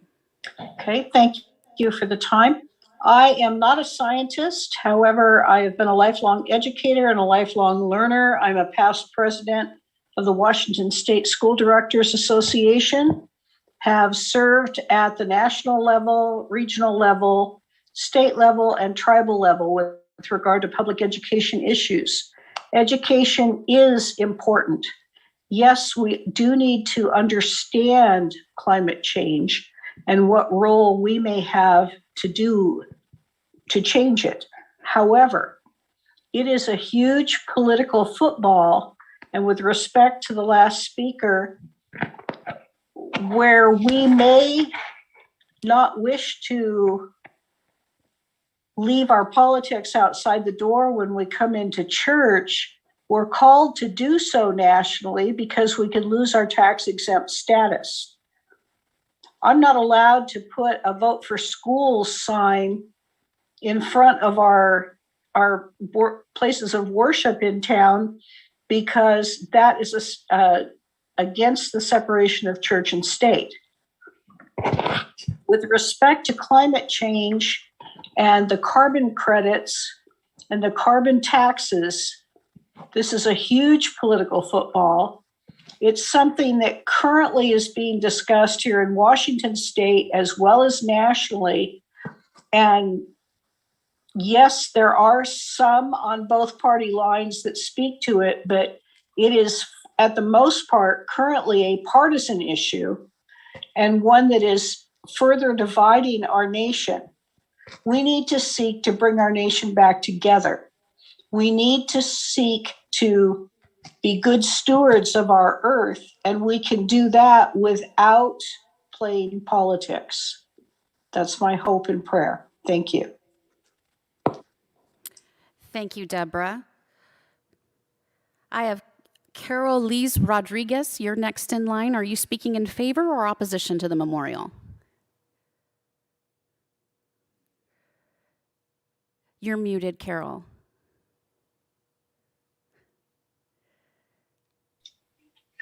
In favor. Please continue. If there's one thing I've learned that Lutherans are as a lifetime Lutheran is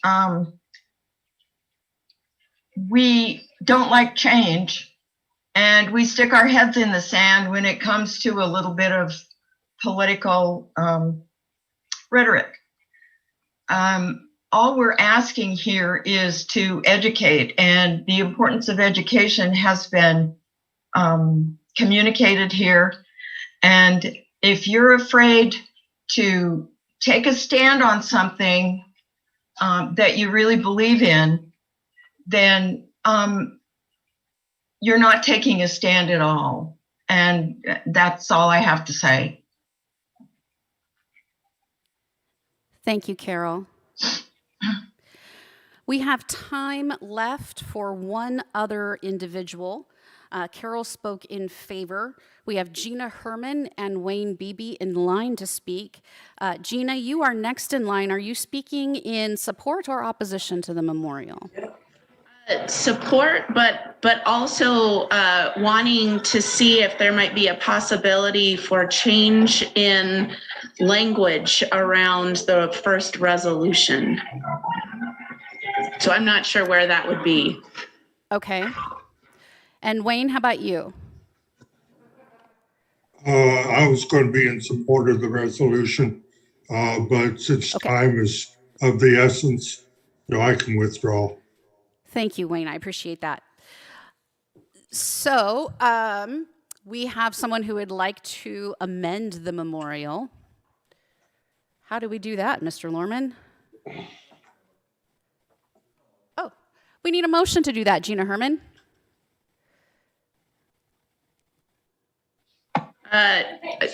Do you want me to say what the amendment is before we vote on it? Because I don't want to take up more time than necessary to do that. I think we need to have a motion to amend before we can have a conversation about what we're amending it to. Okay, then I will move to amend resolution number 1 in our memorial. Okay, it's been moved. Is there a second? Thank you. I'm sorry. I will repeat the motion. There is a motion on the floor to revisit the language in the first resolved in the memorial. Okay. What would you like to amend it to, Gina? You were right. It's okay. So one of the things I'm noticing about our conversation today is that there seems to be a contradiction from my point of view on specifically whether or not we're voting to support carbon pricing versus whether we're supporting education and continued education around climate change. And so I'm wondering if it would help for us to amend the resolution to read resolved that the Northwest Intermountain Synod encourages congregation in our synod to 1, actively lift up conversations around climate change and then continuing on with what you already have, utilize carbon pricing basics in adult education offerings. Could you say that first one? Actively lift up. Actively lift up conversations around climate change and that way I feel as though congregations could utilize the document, but also continue to just have conversations like we're having today in their individual churches. That might be more beneficial than trying to figure all this out in a 1 hour period at our Synod Assembly. Okay, thank you, Pastor Herman.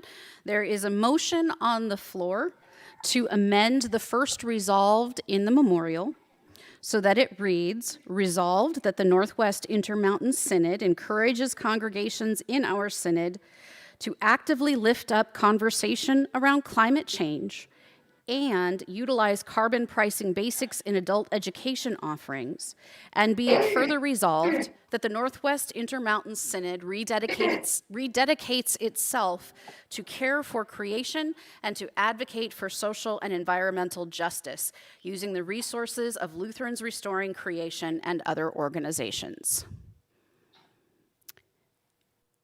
Is there a second? I second. I second. Okay. It has been moved and seconded. Is there discussion?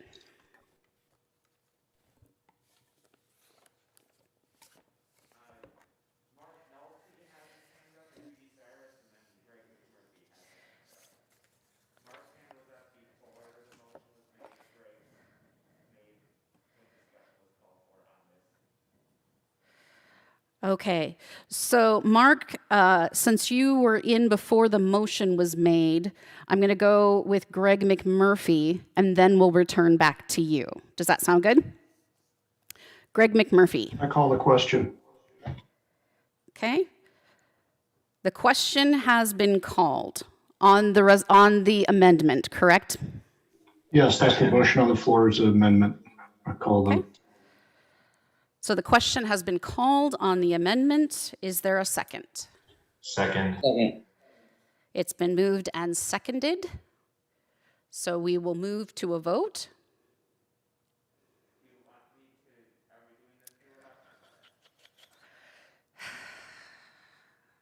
Let's do this one with our white paper, and then if it's close, we'll run it through Election Runner. How does that work for you, Phil?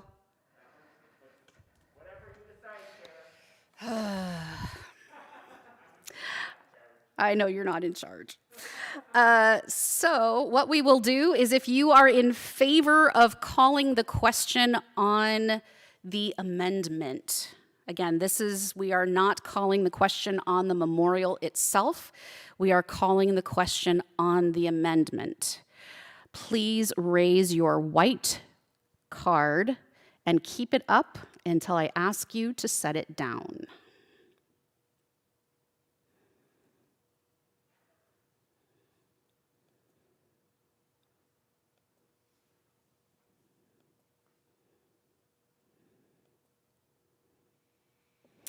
Opposed, same sign.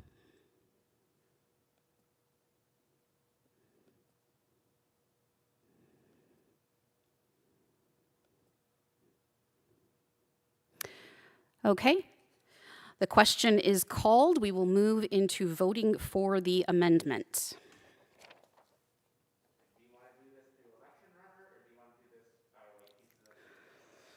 Let's try white pieces of paper. I'm being asked if we want to run it through our Election Runner program. What I will do, I recommend we do it via white piece of paper. And then if it is too close to visually call, we'll move it through Election Runner.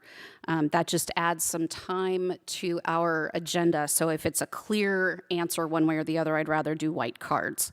So if you are in favor of the following amended resolved in the memorial, please raise your white card. I will read the resolved again.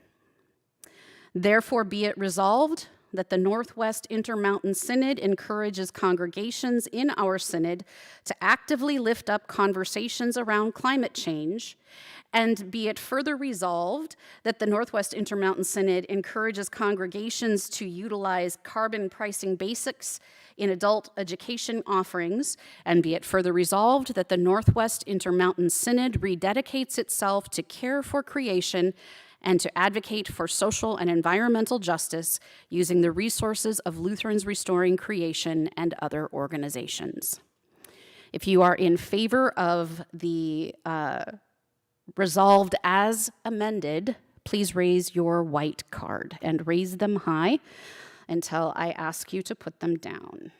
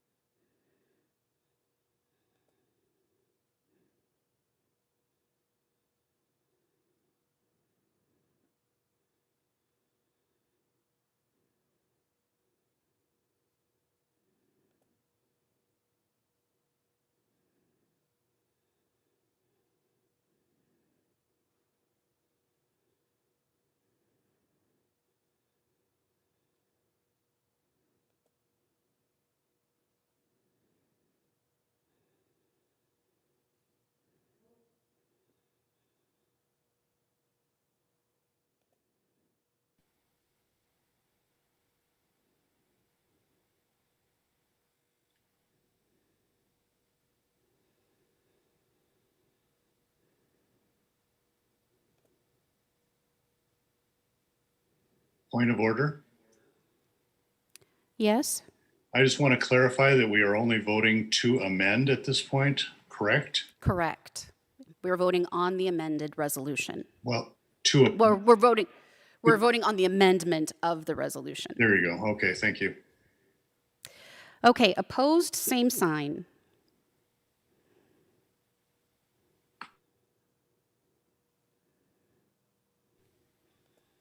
Also, point of order, a number of people have their videos turned off, so you wouldn't be able to see their vote, and I'm not sure that they're voting members of the assembly.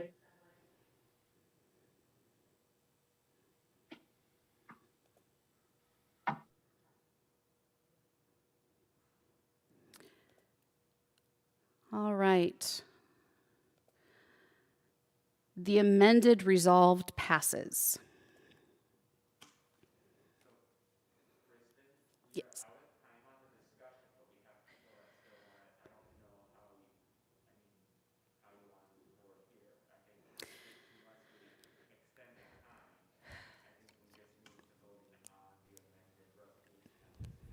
Right.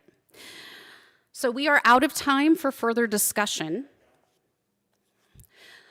We are out of time for further discussion. This time has been extended and doubled from what it was in our agenda.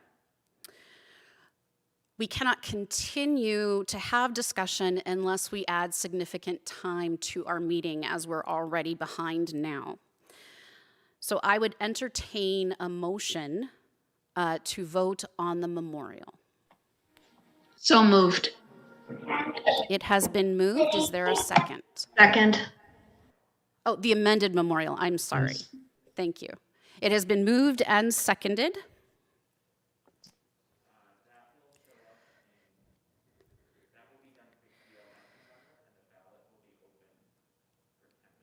Okay. You have received a ballot on... Okay, a ballot will be coming to you through Election Runner for this memorial as amended, and you are encouraged to check your email for that. We know that we send it out and some people get it immediately, some people get it later. That's why we're allowing 10 minutes for elections. We're limited in how quickly internet gets to you. There's really no control we have over that.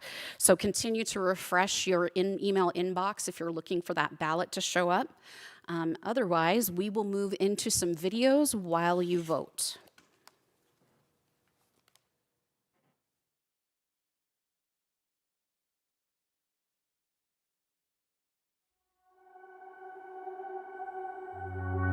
Remember 1 year ago, when we thought it was just going to last a couple weeks? We had our bags packed and ready for summer camp. Now all students will be learning remotely. Summer camp was supposed to be in the woods, by the lake. Instead, Summer camp was canceled. Summer camp was at home. In a box. Luther Haven was empty. And so were we. But Luther Haven is still sacred. Camp is still beautiful. Luther Haven is still home. Camp is still fun. And now, Luther Haven is ready for your campers, for your families, for your congregations, and your kids.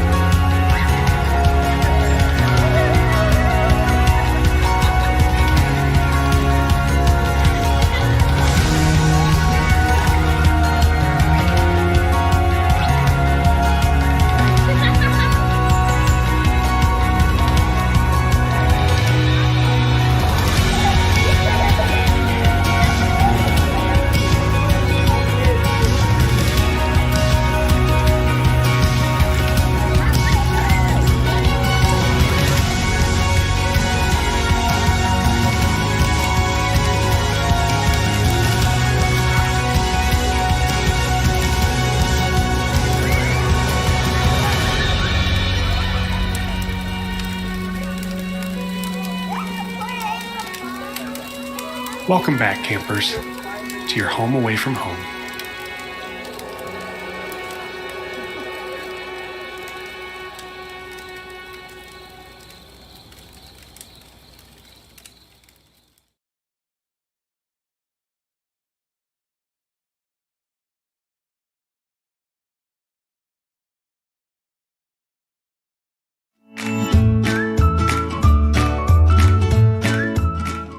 I'm Deacon Kat Tigerman, and I serve as the Executive Director of the House Next Door. The House Next Door is a small nonprofit ministry started by Grace Episcopal Church in Nampa, Idaho. This is an ecumenical call for me since I am a Lutheran deacon in the Northwest Intermountain Synod of the ELCA.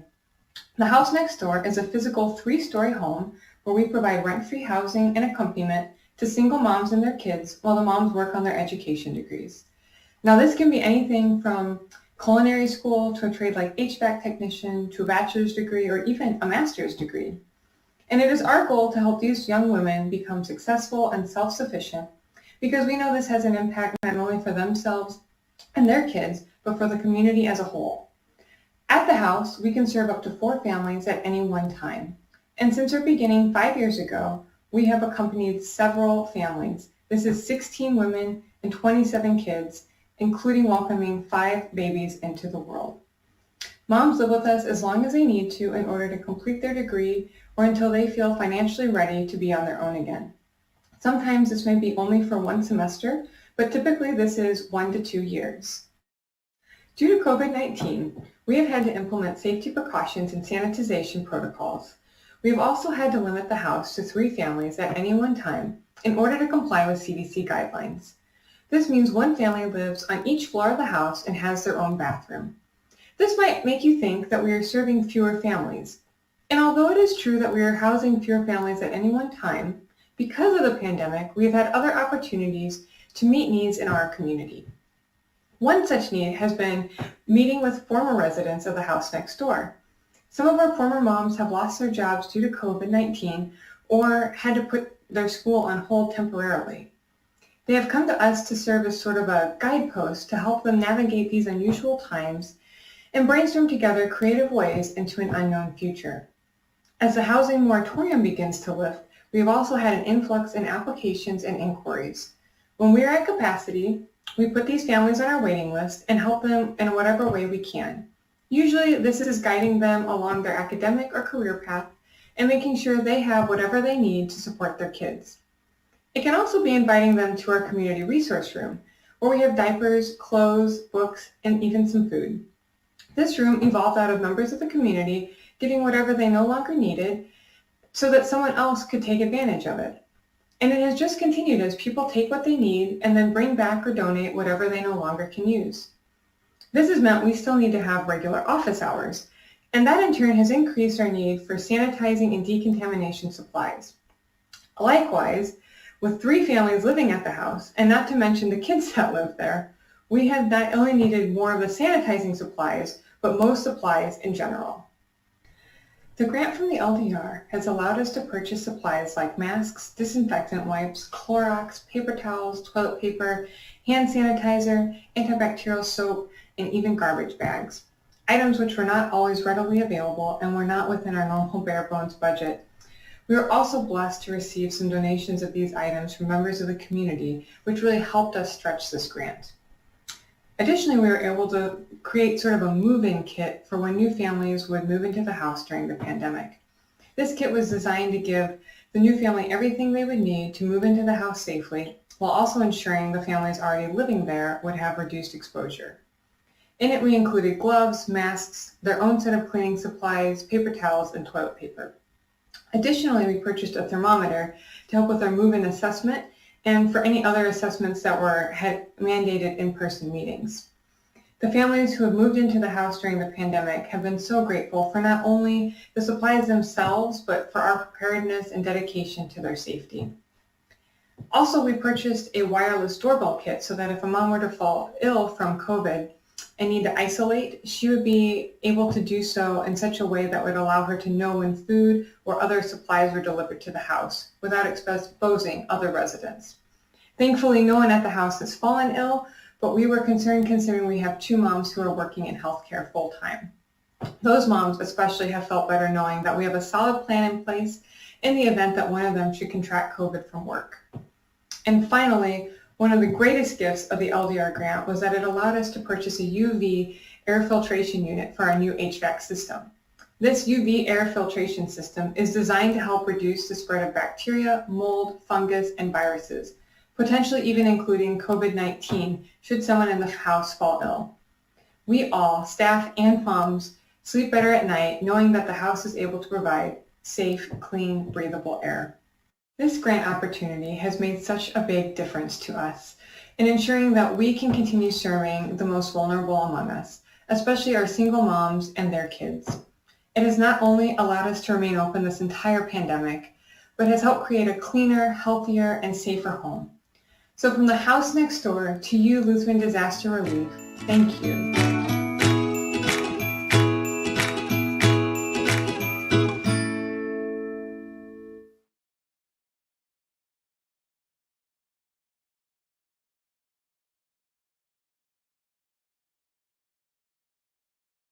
Until the poll closes on the memorial.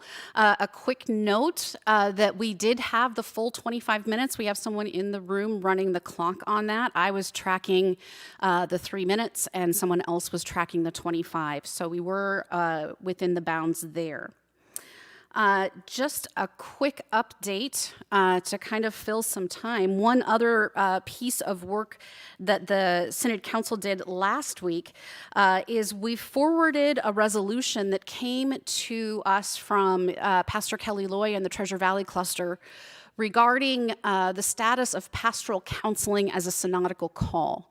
What this means is they are asking the church-wide council to consider a change in current ELCA policy that would allow a synod to extend a pastor a call to perform pastoral counseling in the synod. Currently, that is not a call that is allowed, and so that was forwarded on to the church-wide council for further action. Because it is us asking the church-wide expression to amend their policies, there was no need and no really ability to bring it to the Synod Assembly because there was nothing we could do about it anyway in this body. So that will go on to the Synod Council, or the church-wide, the church-wide council for further action. And we thank the Treasure Valley team and Pastor Loy for their work on that. That was a resolution that was in the making for about 1.5 years. How are we at for time, Phil?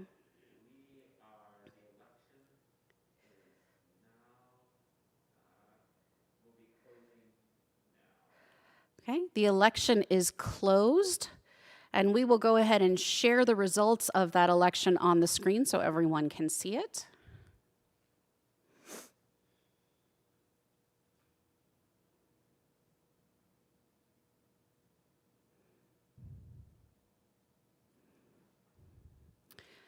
Okay, so you can see that the motion or the memorial passed by 70% of those who responded to the ballot. So that stands as approved by the Assembly. Thank you for that good work together on that memorial. Now I need to figure out what we do next. I think we move into another election, don't we? All right.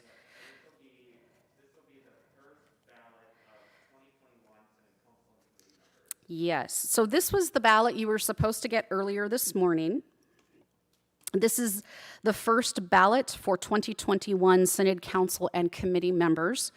Again, just to remind you, we have Don Garrett from Central Spokane, for at-large, the position for at-large male, Ryan Lawrence from Kendrick, Cameron Emanuel for the young adult position.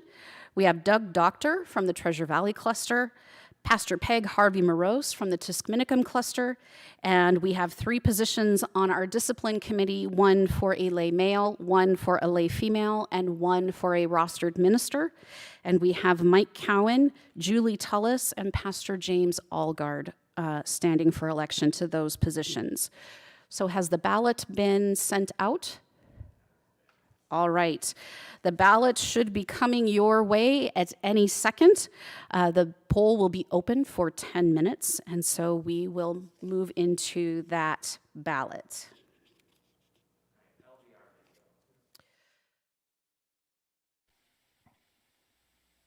Hi, my name is Dave Brower-Riki, and I work with Lutheran Disaster Response as the ELCA Region 1 Disaster Preparedness Project Coordinator. I'm here today with some folks that you may know, and we're going to share a little bit about this past year. Scott Hoganson lives in Malden, and he and his partner Alicia lost their home to wildfires this past fall, along with about 80% of the community. Scott, we're sorry. I can't imagine what that's like. Could you just share a couple words about that experience with us? Yeah, a couple words lead into a couple paragraphs, lead into 15 or 20 minutes, but I'll do my best. My name is Scott Hokanson. I'm the executive director of the Pine Creek Community Long-Term Recovery Group that was formed a few weeks after the Labor Day fire of 2020 that affected Malden and Pine City and outlying areas. When the fire hit, I had time to respond. The day of, I was able to help get people out of the town. I was unable to save anything from my house. We didn't have time. We had time to get people out. We didn't know if we had time to get everyone out, but we thankfully did. That was a blessing of untold proportion that we didn't have deaths the day of. Places. So the Sheriff's Department of Whitman County actually came in and gave a mandatory evacuation over loudspeakers. Run. Leave now. Don't take anything. Don't look back. Just go.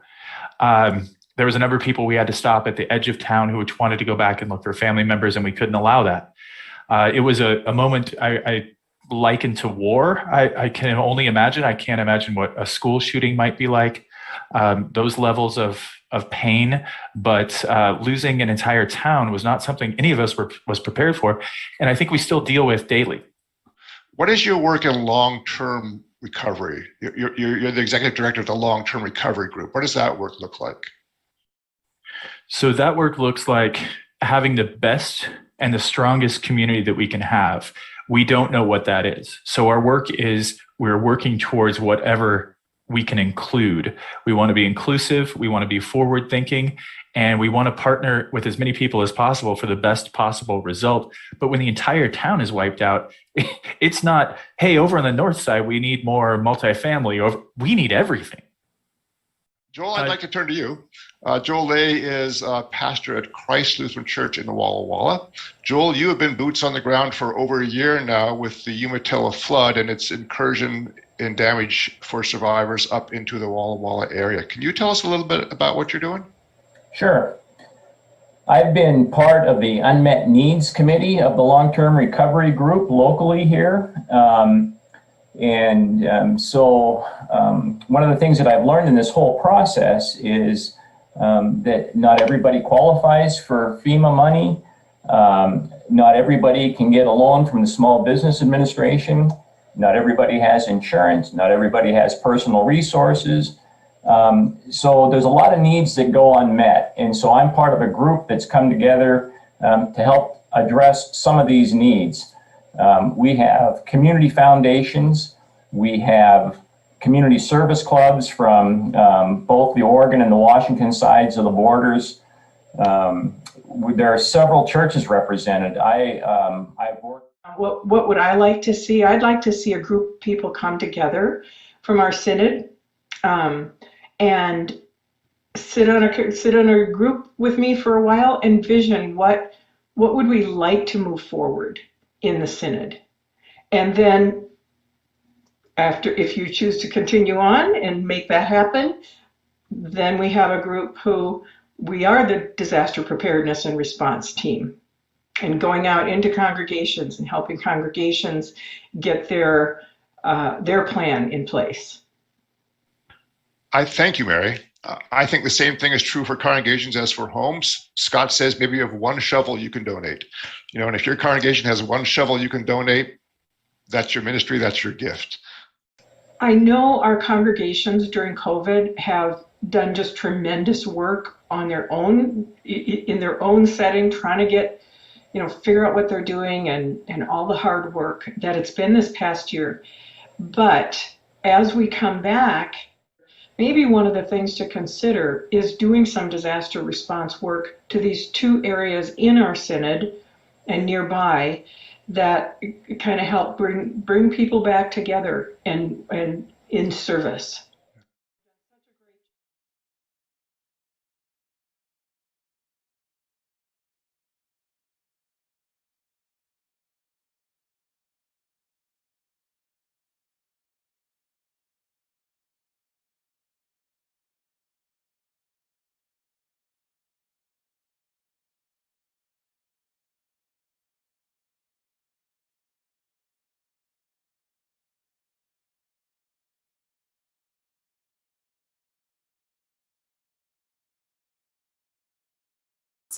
It's funny, we thought that was going to be about the great Cascadia earthquake. That was really what he was going to get in there and help prepare us for, and then COVID hit. So it's been really nice having a point person to go to in this time. Now, I would like to invite our Director for Evangelical Mission, Mary Morrow, to come to the Assembly and give her report. Thank you, Bishop Kemple, and greetings to everyone gathered here as voting members, rostered leaders, our Synod Council and Council VP Felicity Pittman, to our church-wide partners and ministry partners. And I also want to add a special shout out to any of you watching along on our YouTube channel and Facebook page. The Director for Evangelical Mission, or DEM for short, is a church-wide staff position. I'm deployed to help in the New Synod, Northwestern Mountain Synod, supporting efforts for Evangelical Mission, which may include new ministry starts, new ministry initiatives, Lutheran disaster response. Judith Roberts, thanks so much for being here and for your wonderful presentation. You're one among so many at the church-wide office and church-wide staff members that I've been able to work with and enjoy over these past almost 3 years. My report in your assembly packet stands as written. I would like to add that if you have questions for me or even ideas that you're not sure if it's a good idea or something that I would entertain, feel free to contact me. I'd love to talk with you about it. There are no bad ideas or wrong questions. After I'm done, I'll put my contact information in the chat. Best not to ask a question of me in the chat, as all of the staff are working to see that our meeting